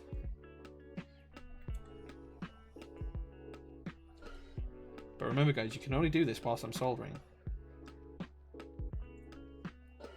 After that, it's back to boring, just keyboard stuff.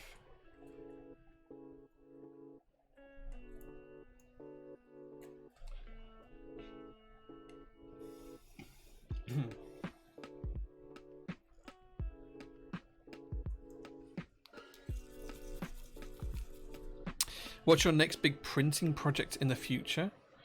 Printing project? I don't know. Like, I don't really do big 3D printing projects. I tend to just make whatever I need on the 3D printers. Like, I needed a load of trays for some drawers, so I just made some. I don't know.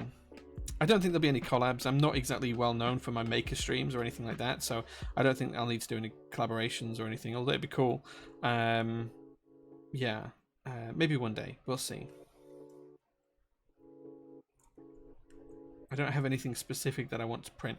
I do want to get the 3D print mill set up. So this is one that it's a Creality printer that was in a Kickstarter a couple of months back, and basically it prints onto a conveyor belt, which is kind of cool because you can theoretically have prints that are about 1.5 feet wide by 1.5 feet tall by an infinite length, which is kind of fun and kind of cool. So I can think of a few things that I'll do with that.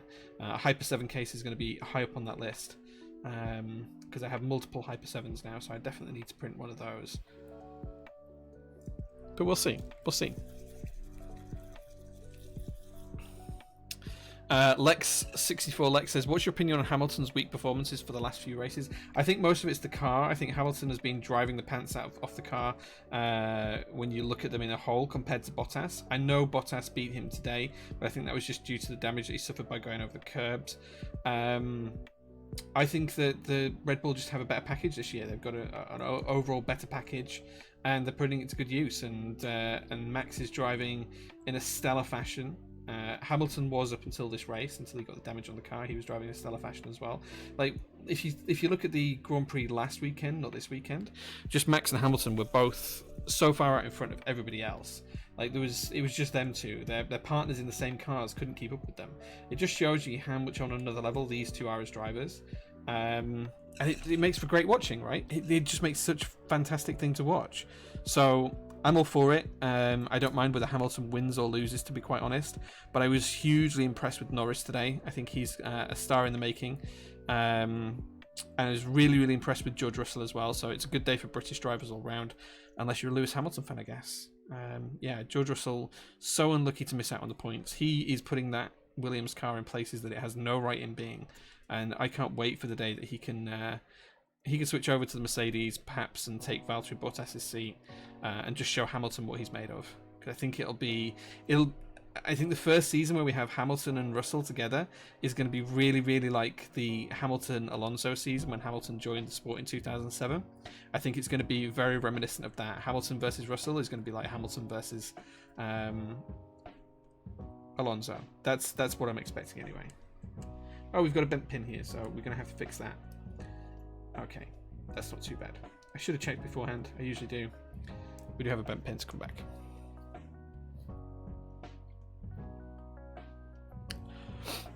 Are you interested in the football games happening at all? Not really. I don't really follow football as a sport. I'm happy that England are winning, and I've kind of kept abreast of the scores and things. But I'm not really a football fan. If we get to the final, I'll probably watch that, just because we're in the final. Other than that, I'm not massively fussed for the football. I don't really support a team. I'm not really into it. I have a passing knowledge at best of football. It's one of the few topics that I don't profess to know a fair bit about.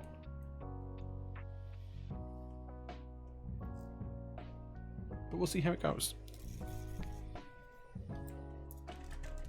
Sorry, Waffle Toaster, I am not talking about Formula 1 anymore, unless another question comes in about it. But please do catch up on the race, you'll enjoy it.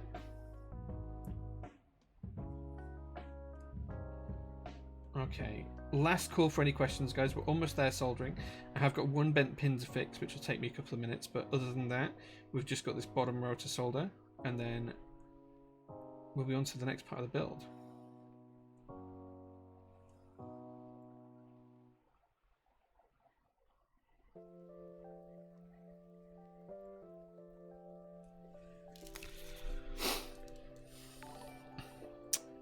MTTCY, thank you so much for the Prime subscription, man. Really, really appreciate that.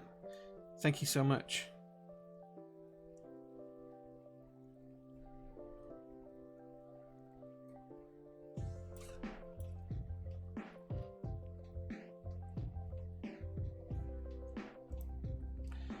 Okay, we've just got one switch to go back and desolder and then resolder. Favorite GMK sets? I think my favorite of all time is going to be Honeywell, but I really like Royal Alpha. I really like TA90. I really like Solarized Dark. Although I do wish Solarized Dark was actually the correct colors. That would be so much better. Why am I taking that part? We need this. We need this. I need the heat. Right. Okay. So we do have one bent pin. So I'm gonna cheat and try and desolder this switch. With the soldering iron and just pull it out while the solder's melted, and then fix the issue with it directly. We're just putting pressure on the rear end, okay, and then we're just going to heat the pin. Hopefully it's going to come out just like so. I'm going to switch that out for another switch, but there's the pun for you. And then as we put this back in, I'm just going to heat up the pins.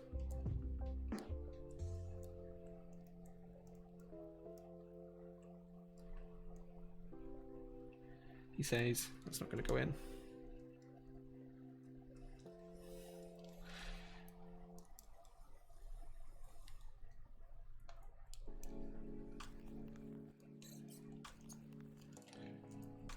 Just doesn't want to go in.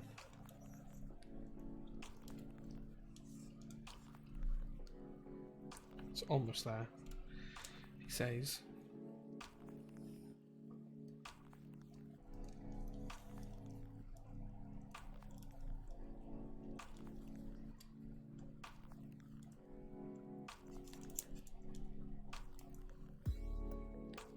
It's almost in.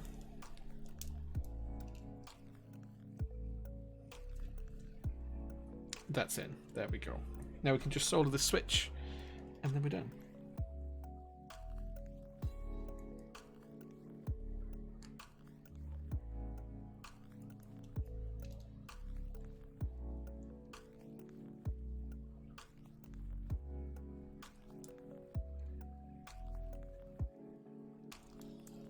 There we go. So there you go. Yeah, I think those are probably my favorite GMK sets, but it's difficult to pick because there's so many different GMK sets out there these days. Like, my favorite's probably going to change from week to week. Crash says, do you think designers should patent their set designs and fight the cloners somehow? I mean, that's so difficult because you can't own a colorway, right? So legally, I don't think they can. I don't think it's possible from a legal perspective, but it's an interesting dilemma to say the least. Okay, that's all of our PCB and plate assembly now built. Now what we're going to do is we're going to test that, and we're going to test it in switch header and make sure everything works. So I'm just going to grab up the software and I'll share that with you on screen so you guys can see it. Move it onto there. Wait, where is switch header? There you go. Okay, so you guys should be able to see in the bottom corner. I'm going to steal my USB-C cable. I'm going to plug it in. It's setting it up on Windows at the minute, so we'll give it a second, guys. Yeah, I think it's an interesting one on patenting set designs. I don't think you can legally do it. I don't think it's legally possible. But someone please do correct me if I'm wrong. Okay, is this working yet? Okay. Looks like we're working, guys.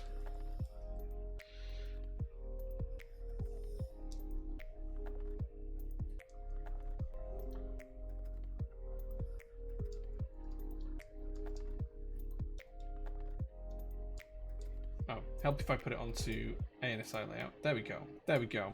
Right, okay, let's try this properly now.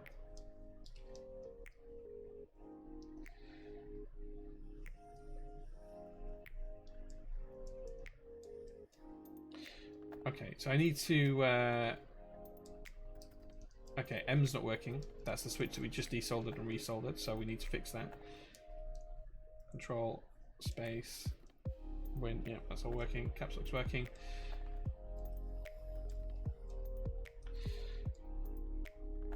Okay.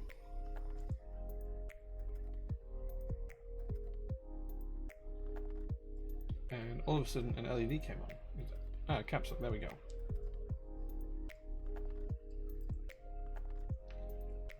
Okay, so everything's working apart from the M key, which is the one that we just desoldered and resoldered, so we need to fix that.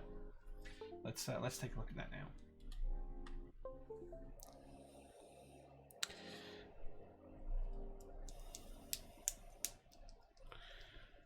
This might be something we have to fix off of stream, we'll see. Now I've soldered it again, I might not be able to desolder it. But we shall see what we can do.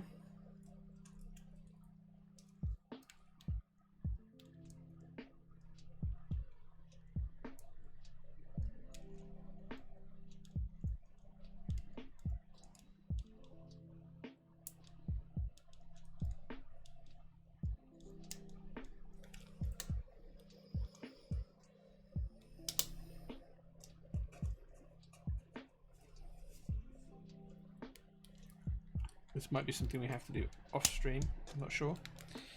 Oh man. Or maybe I'll take a short break and go and desolder it in the workshop, because I have a proper desoldering gun in there. So maybe we just take a short break and I go and desolder this properly rather than trying to half do it. Okay guys, let me do that. Let me go take a short break. Give me 1 minute, or 3 minutes, and I'll be back and we'll have a desoldered key and I'll show you what the problem was. But I think it must be another bent pin. I'll be back in about 30 seconds, guys, to 2 minutes.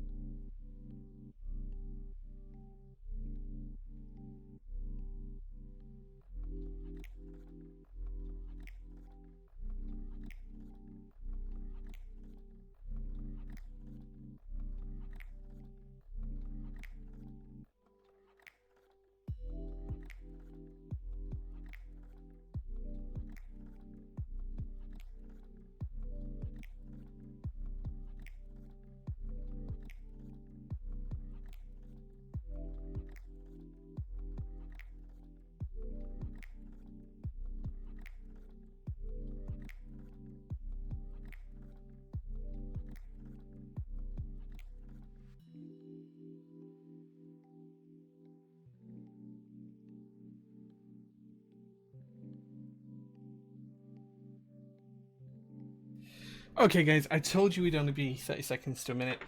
I don't think I was particularly long. So what happened was we bent the pin on this switch as well, and then soldered it and didn't realise. So now we have a fully desoldered pin position.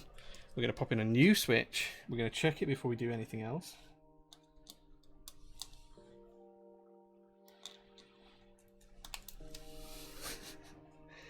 And then there we can see we've got 2 pins showing through. So now we're going to solder this.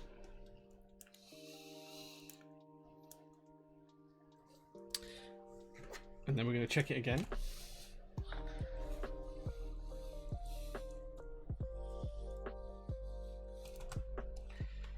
And third time for this switch is lucky, right? That's how we're going to go. Third time is the charm. Okay, that's now resoldered. Let's check that and test it out. And let's see where we got to.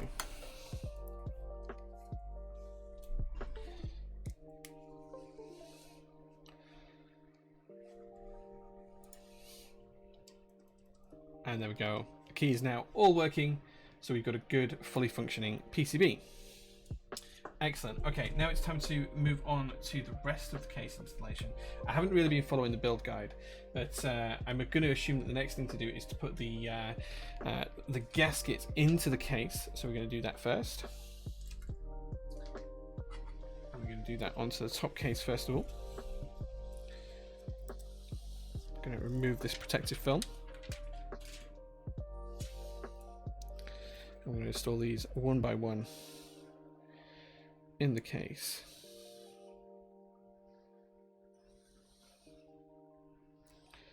Or we would if we could get the backing to come off these.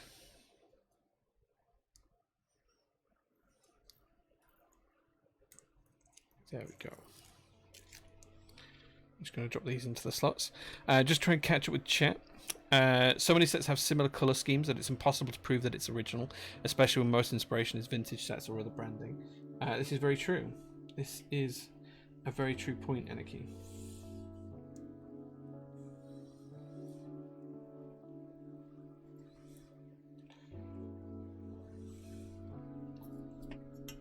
Okay, so we're just going to push the gaskets into place. Okay, I'm really not happy with how that's sitting, so we're just going to try again.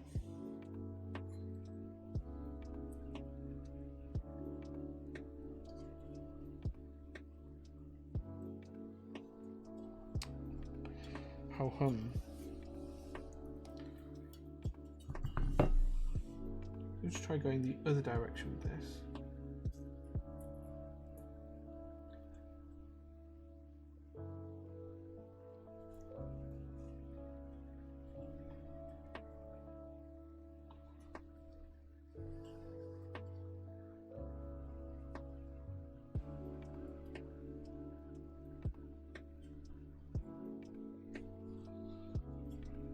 That's one gasket installed. Here's one I made earlier, Pleat style. Nah, I just needed to desolder it. I do have a full-on desoldering station in the workshop. That's all. That's why I had to nip out there. Oh man, these are so annoying that the paper is not coming away from the gasket. There we go.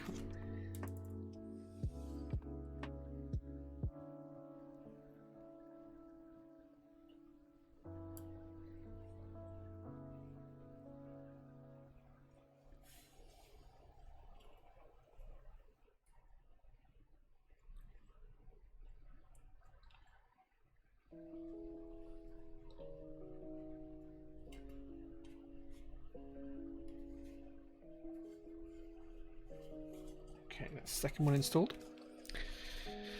Imagine you want to base your set off something you don't own, like a Disney film. You can't patent that because you likely need to own the rights to that too. Maybe.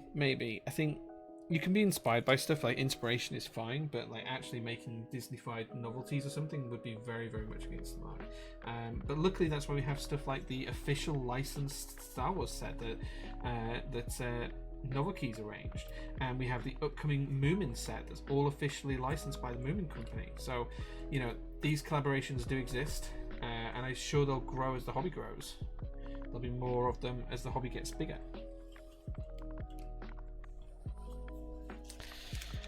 Did you pick orange for your TSW 100 because it matches that? So no, I picked it just because that's what they had in stock on Amazon the day I was ordering one. If they'd have had a black one, I would have probably ordered that instead, if I'm completely honest.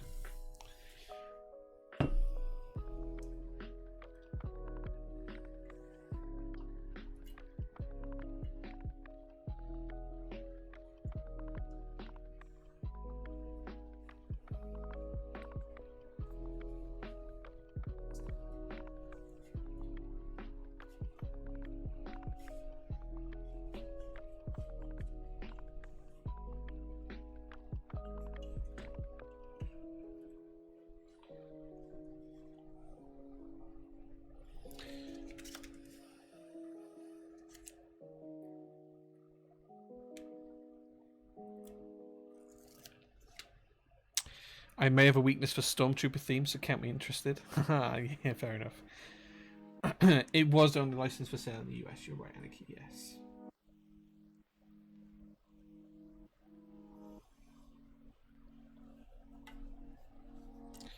Okay.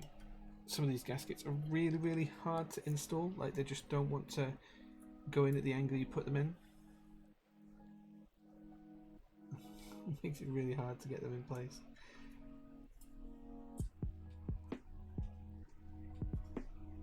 There we go. That's in nicely.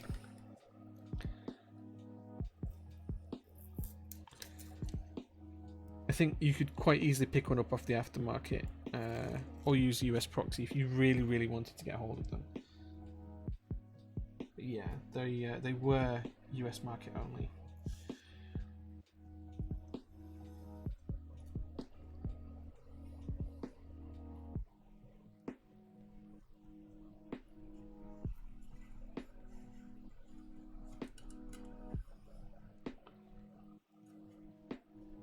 I don't have a 7V. I haven't owned one either. No. It was before I was a vendor, Waffle Toast, when that Star Wars set came out.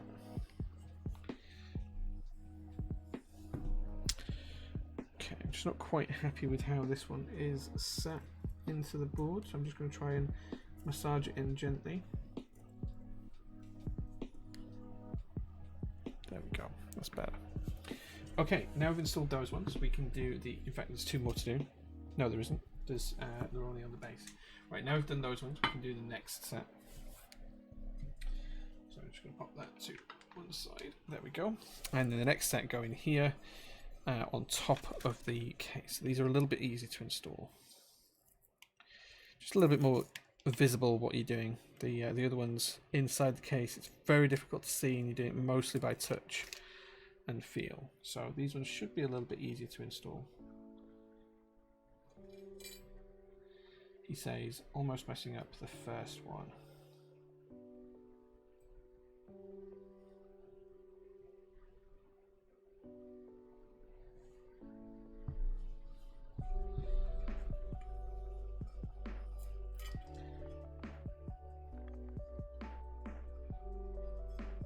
There we go. Any new Lodestone news? No new news, no. I mean, generally, was there a set that you wanted to bring to the UK you just couldn't? Yeah, I guess there's been a few. None for reasons other than that designer just didn't want to have a UK vendor, though. So I wouldn't want to speak about them because it'd be unfair to call those people out, because that's not really what I want to say. But yeah, some people didn't see the need for a UK vendor, so we didn't move forward with it. But I would absolutely host more group buys here in the UK if I was able to.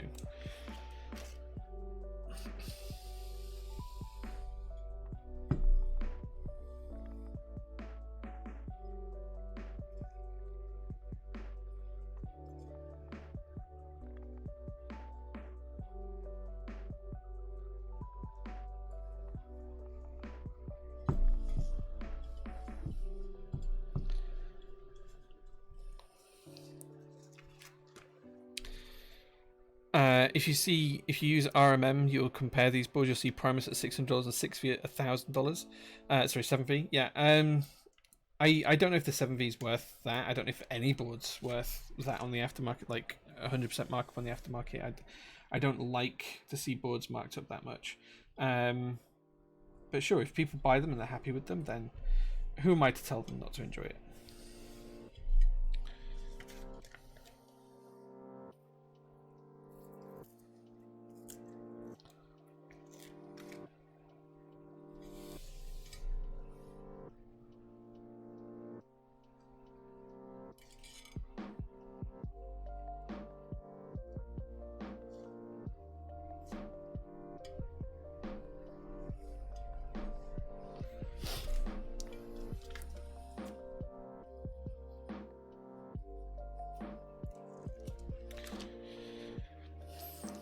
Makes Primus great value. Maybe. I mean, I've been happy with the build quality. Like, I think the board is designed very well from what I've seen so far today. I think there's a load of things in here that have been designed very, very well. There's clearly a lot of attention to detail for certain elements. There's some things that I would do differently, personally, but nothing major.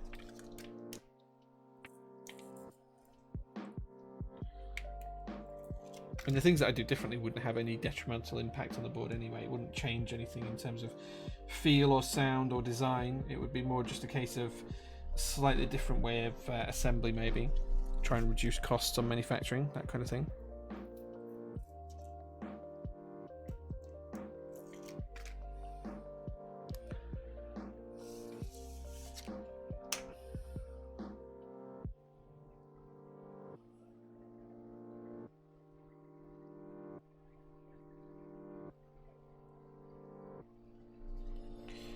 There we go.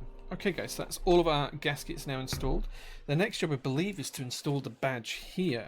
So let's take a look at that.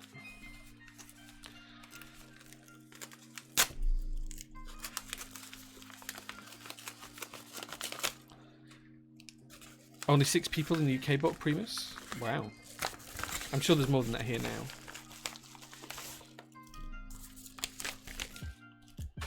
Okay, so here's the badge, guys.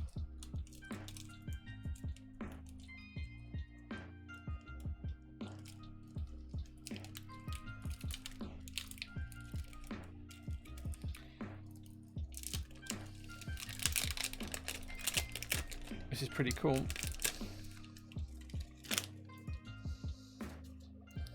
There you go, guys. That is pretty damn cool. So we're going to install it in the inside just there, like so. That's going to sit just there. Then we're going to flip this part over and we're going to just screw that in gently. Now we do need 2 of the screws in here to accommodate that. Now, is this the same screwdriver size as all the other ones? Yes. There's one in.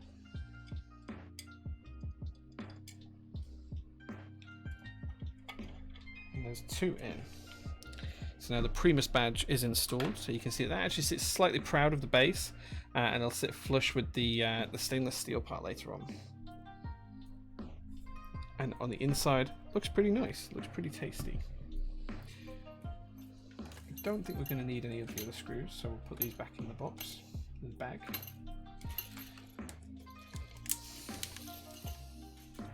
Okay, and we can sit the plate and PCB assembly just inside. There we go. That's how that's going to all assemble. That looks pretty tasty, pretty good. I'm surprised this doesn't have a daughter board. For the size of the board, I was expecting it to have a daughter board. Okay. Next thing to do is to install the top case, but we also need to install the little deflectors for the LEDs. Now there is one of these missing. I am surprised at that. I don't know where the third one's gone, so we're just going to put 2 in for now. And I'm just going to tap them home. Just gently. Just like so. So you can see that that's now got them. Camera, please focus just inside the holes there. The top one doesn't have one in. Now if that turns up, I'll pop it in later on, but it's always worth bearing in mind that that's not there when it should be. And then we're just going to align this bit of gasket just here, just like so. Then we can put the top case on.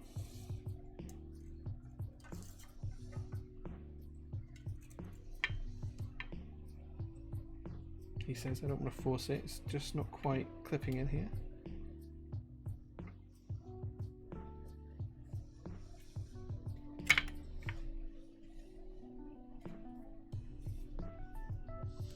There we go. And then we can screw this into place.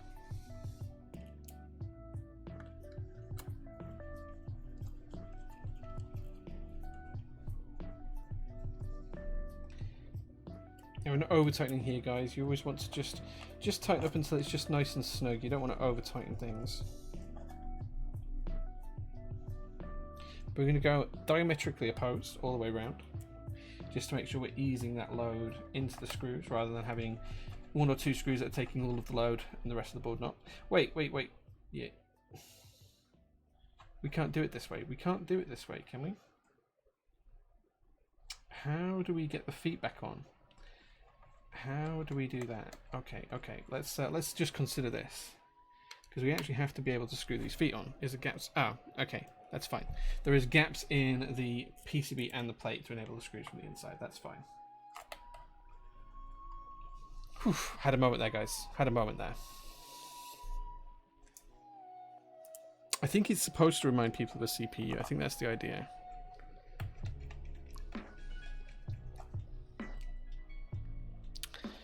Waffle Toaster, I think we've got about 6,000 people, based on what I'm aware of, in the hobby in the UK right now, which isn't a lot, it's very small.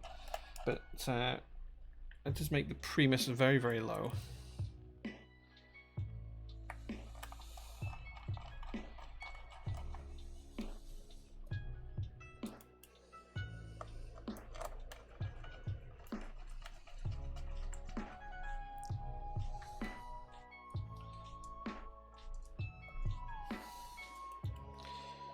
Okay, hold on. So one thing that we should have done, I might have to undo this anyway, because I don't think the screws will go through the PCB and the plate assembly. I think we should have put the screws in first. Yeah, okay, so we need to undo this anyway. Like, this is why we learn, guys. This is why I should have read the guide. So, I can screw the screws through the PCB and the plate assembly, but I can't put them in through the PCB and plate assembly. Every day's a school day, guys.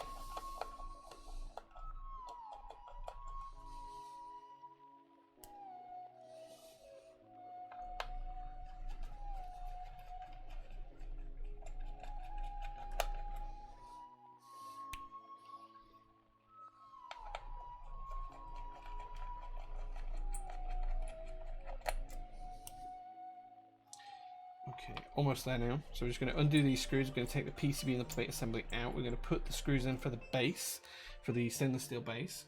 We're going to screw the top and the bottom case back together. Then we're going to be able to screw on the screws for the feet. And then we're going to be able to put keycaps on the board. That's the plan. Facey, thank you so much for the follow. Thank you very much for that, man. Appreciate that. Waffle Toaster checking out the gear that we're using today. If there's anything not listed that you'd like the specs on, just let me know.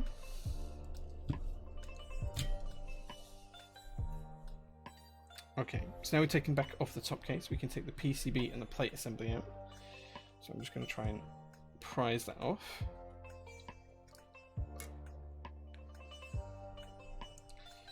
Okay, and then what we need to do is, as I say, we just need to prep these screws here. So we're just going to put these into the holes, but we're not going to actually tighten them up. We're just going to put them into the holes so that we can access them through the plate and the PCB to screw on the stainless steel foot after we've assembled everything. So now we've done that, we're going to pop the PCB and the plate assembly back into position, just like so. Then we're going to pop the top case back on.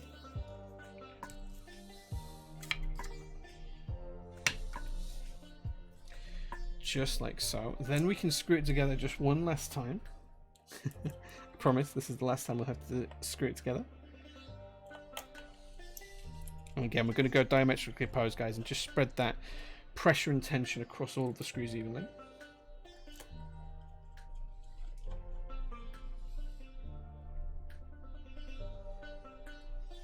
Not going to go too tight, I'm just going to go until we feel a bit of friction from the gaskets, and then maybe a quarter turn more. Keep it nice and steady.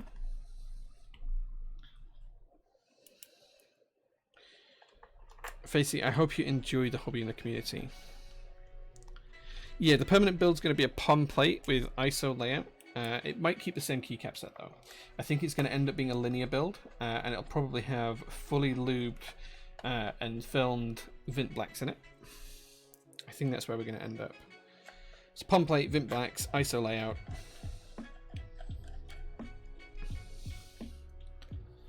I think that's where we'll end up, golden ratio.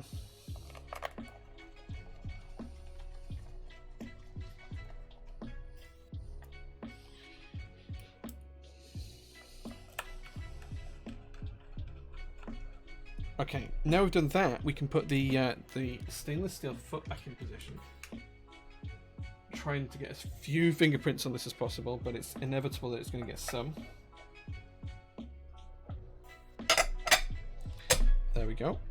And then we're going to put the feet on, and then once we put the feet on, we're going to flip it over, and we're going to just install the final 2 screws that are going to hold this solid base in place, this stainless steel base in place. The pom plate will be my own design. Yeah, I'll make the pom plate, and I'll cut it here in the workshop. Lexus, what's your opinion on the aluminium keycaps coming up? Alluvia? Yeah. I think it's going to be really interesting. I'm very, very excited for them. They're selling incredibly well. Way better than I expected them to. I thought they'd be very much a slow burn, but no, they're selling really, really, really well.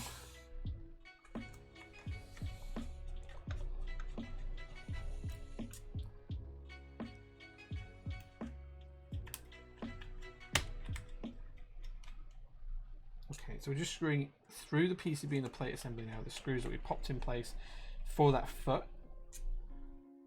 And there we go, that is now all screwed together. Come on, off screwdriver, there we go. Okay guys, so this is the board. How good does this look already? I do like that foot design.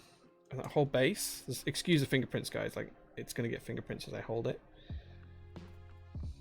Oh, hold on. I told you about the sign on the wall earlier on. There it is. There's a sign on the wall. You can see it in the reflection. That's coming down, and the whole rear of the office is getting changed. Okay, so now we've done that, it's time to pop some keycaps on, and then we'll do a bit of a sound test and see how it sounds. So let's zoom the camera in, and you guys can watch me put the keycaps on here.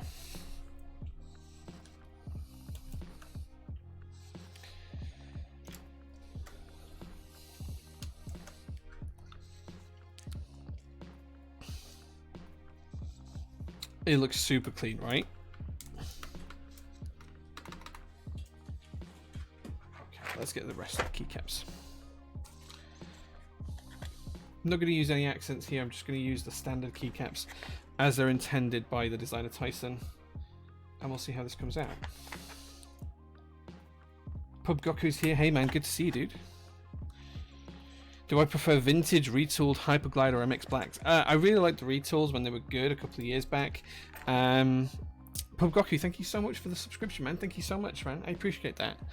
But I would probably pick Vince now more than anything, just because if you get good Vince, they're really good. Okay, so here we are. We're putting Ashes. This is GMK Ashes on the board.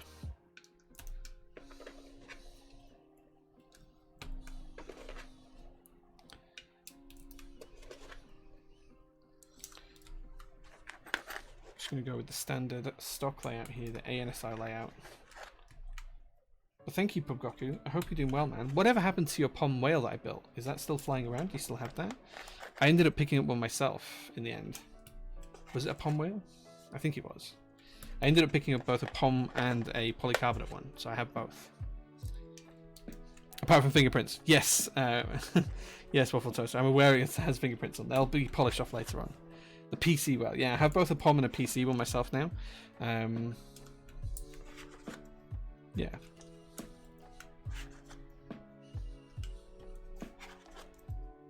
Do you still have it, Pub Goku? Is that still around? Or did you trade that away or sell it? Or still have the PC well, just not the Nixes? Hard to justify keeping. Yeah, man. Yeah, I can appreciate that. I do regret selling my my Alice though. I sold it to a friend called Glove. He makes glove caps here in the UK.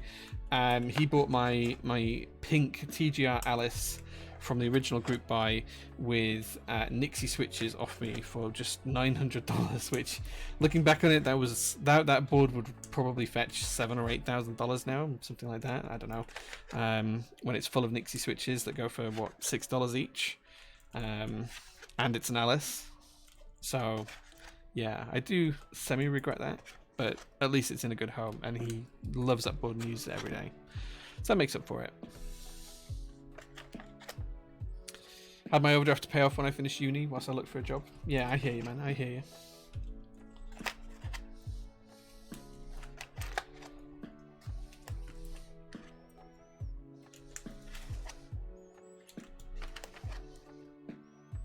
I did need the money for a plane ticket, yeah. So when I sold my Alice, it covered the cost of my trip to the Seattle meetup back in 2019, 2 years ago now. 2 years ago, last June, I went to the Seattle meetup, which was really cool.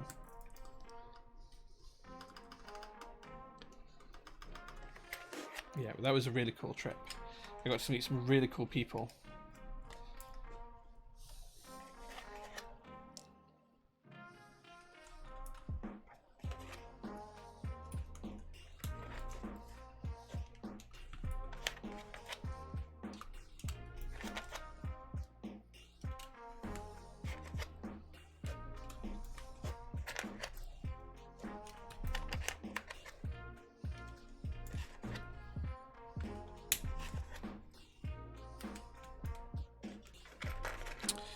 Okay, almost there now, guys, with the keycaps. Shouldn't be too much longer. Do need to decide on what I'm going to put on this row here. I'm probably going to put print screen at the top. And then I think I'm going to go for page up. And then a page down. So the right profile. Yes. And then we're probably going to use an FN key and a delete key. So what I need is a row 3 delete key. Which is that? Is that row 3? No. That is not row 3. Let me grab a keycap puller.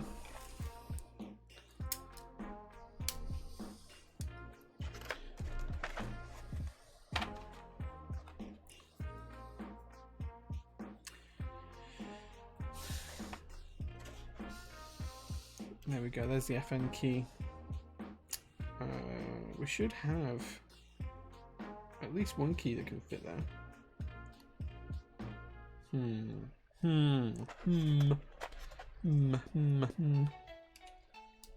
Okay, so the keys go here is really challenging because it doesn't seem like there's any keys in the set that go there. Is that FN fit? Yeah, okay, so we just need a row 3 key for there. Please tell me that there is a stepped caps lock in this set. Like, I'm not going blind. Okay, there it is. There it is. Okay, so I just need one more key that happens to be in row 3. And it doesn't look like there is any, apart from page up and page down. So I guess what we're going to have to do is we're going to have to change this.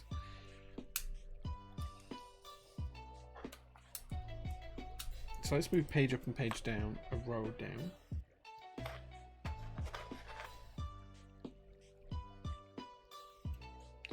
Is that the right profile? Nope.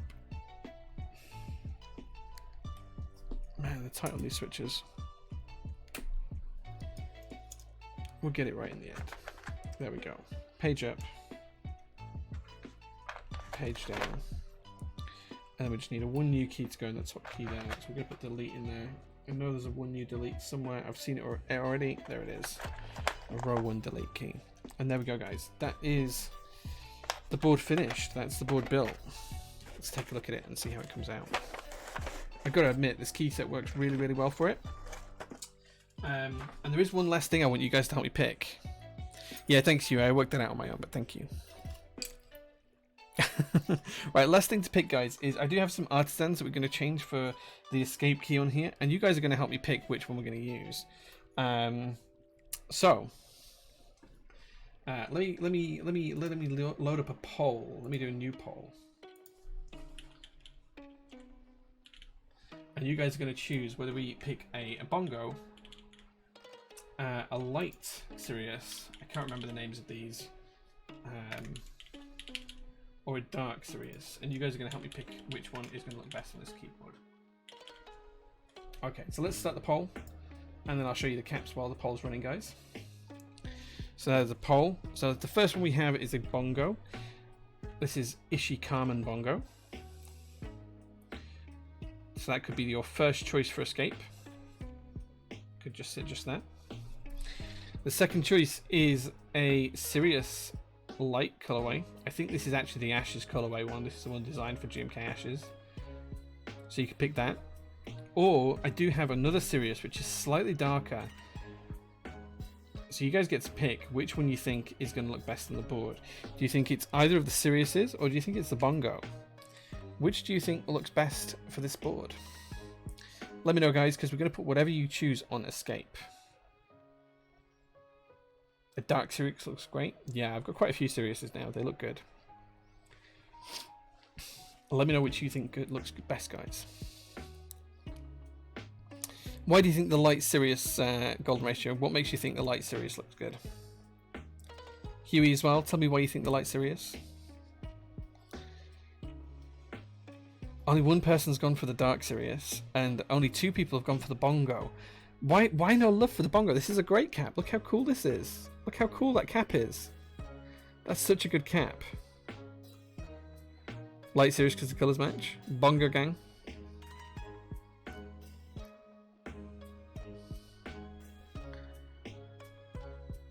I have to be honest, the Sirius is pretty good. The visor on these Sirius is really cool.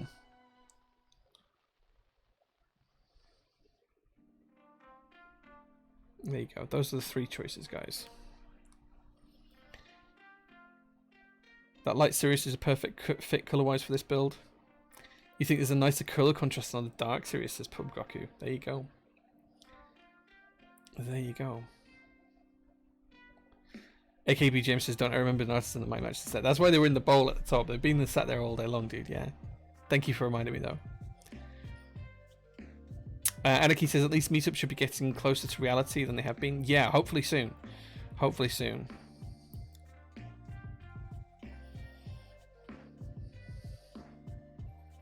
The light Sirius just fits so perfectly. I like the Bongo more, but the colour is just a tad off. That's fair. That's fair. I haven't heard back from Mol yet. No, I do need to message her and ask her how things went. I can see why the light would win. That's fair. That's fair. Okay. There's a couple of minutes left, so I'll let you guys still vote away. Pick which artisan you think is going to fit best. I'll remove the escape key for now, so we can get ready to pop it on there. I would do if I could grab hold of it without scratching the board. There we go. Just going to sit this way nicely in the box before I forget to use it.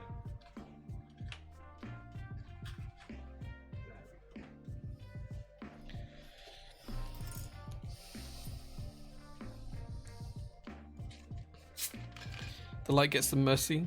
The mulligan. Fair enough, man. Fair enough. Something gifted. Thank you so much for the follow, man. Thank you, man. I appreciate that.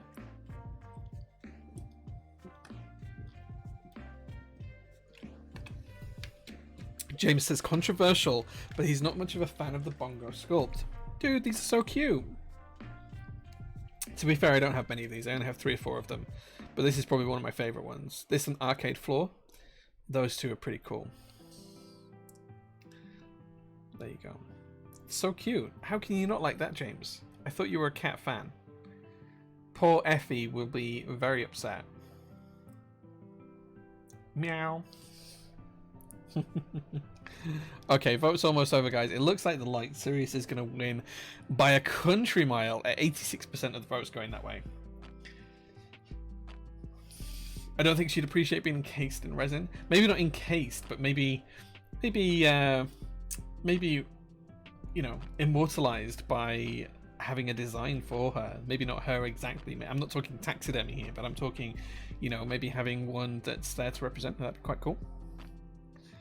James is too edgy for Bongos. I think James is too edgy for artisans altogether. Okay, guys. So there's like literally no way for either Dark Sirius or Bongo to come back now, unless someone pays for a silly number of votes. So let's get the Light Sirius ready, and we'll pop that on the board. There we go.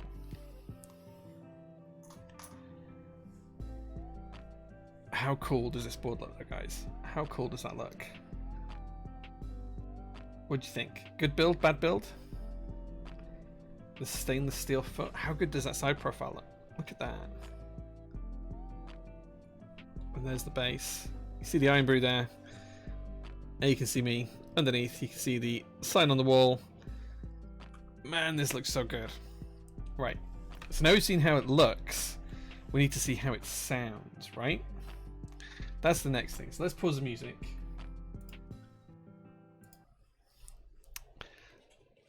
let me take off my headphones and let's see how she sounds. Let's see how this Primus came out.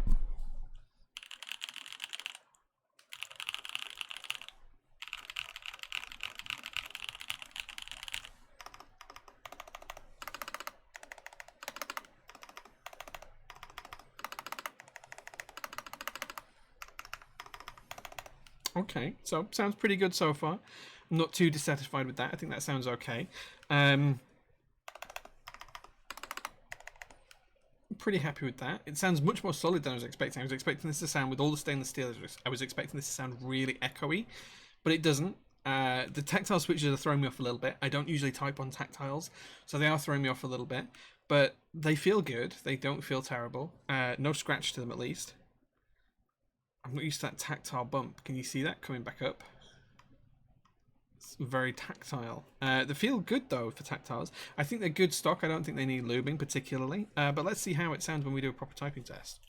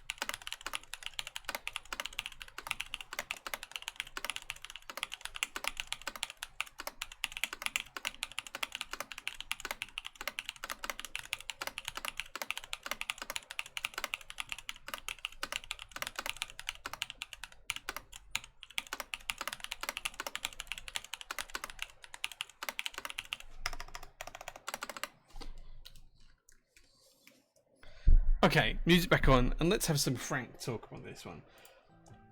Okay, this board sounds better when you tap an individual key than it does when you type on it. Like, you tap an individual key, it sounds good. I'm pretty happy with that. You type on it, and I'm not sure if it's the switches or if it's the board, but it doesn't sound as good when you actually type on it. All of the keys sound great individually. I think it's the fact that it's the tactile switches that's throwing me off a little bit because I don't use them very often. But I do think that Waffle Toast is right. The way to build this board is without the foam. The foam included in this with the tactile switches would have killed all of the sound, and it would make it sound really dull and really boring. This actually sounds okay. It's probably like a 6 out of 10 in terms of sound for me, but I think most of that is... That score would be higher if the whole keyboard sounded like it does when you press an individual key. But when you type, it doesn't sound quite as nice.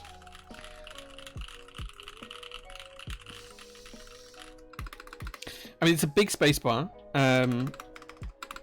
The imbalance isn't too huge. Like, you always should expect, you can't expect your spacebar to ever sound like an alpha. It never is gonna. The only way you're ever gonna get your spacebar to sound like an alpha is if you completely detune your mic to pick up any of the high pitched sounds. So you completely tune out all of the high sounds in your microphone, and you use at least 2 or 3 decimats, so you're really muffling it underneath.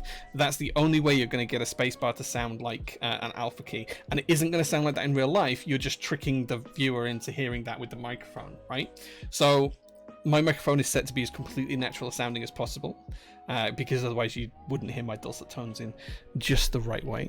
But yeah, I think this board sounds okay. I don't think the spacebar should sound like the alphas. I think that's a bit of a misnomer and not one for me. But I think the stabbed spacebar, the stabbed keys sound really cool. They sound okay. The board sounds better than I expected it to be honest, and it feels really solid. Like, it's not got any flex to it. It's not got any bounce to it. It feels really solid. But I mean that in a good way. I think that feels great for this board. Like, something that's a hunk of metal and stainless steel should feel relatively solid to type on. I think I'm overall pretty happy with this board. I don't think there's anything I can say that's negative about it, other than I should have built it with linears. That's the only thing I would change. Build it with linears. So the next job is to get a POM plate cut for this. I'm not sure if the plate files are open or not, but if they are, convert one to ISO, get a POM plate cut. I'll do it here in my workshop next week, and then we'll do a linear build at some point in the near future.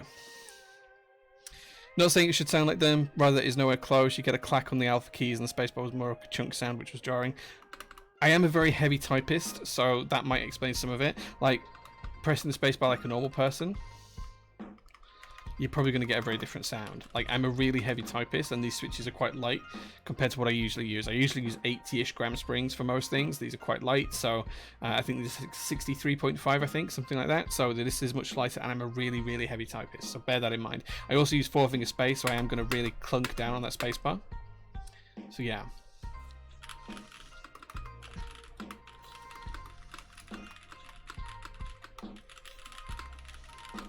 I think it's going to sound a little bit different if most people typed on it.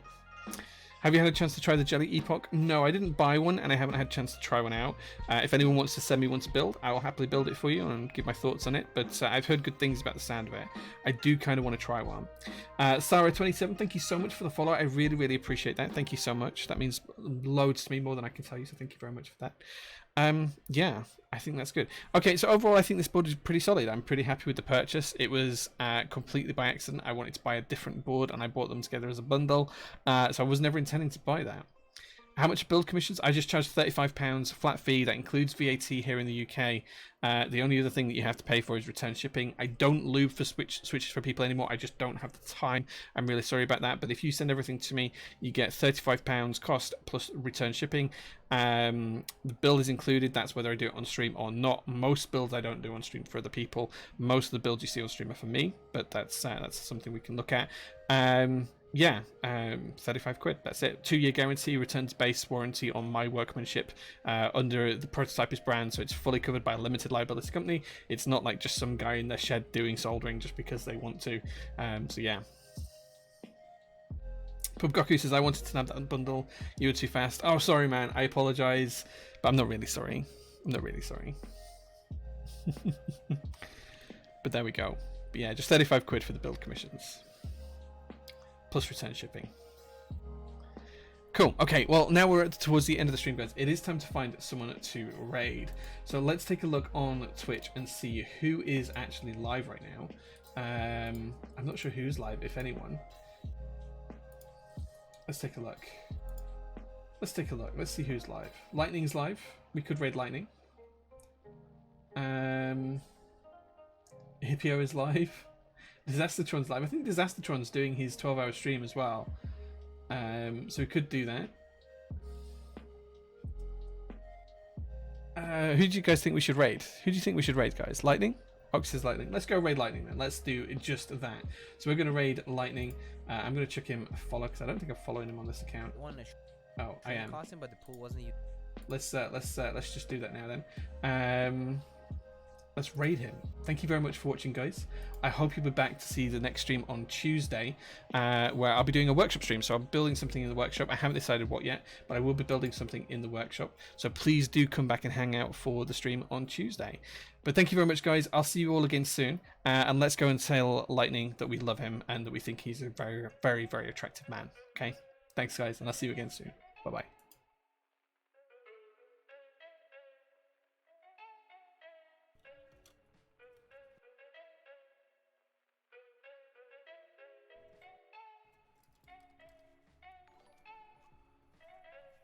How long have you had that tub of 205? A few months. I don't know. I actually remember when I last refilled it. This is like my 3rd tub of 205.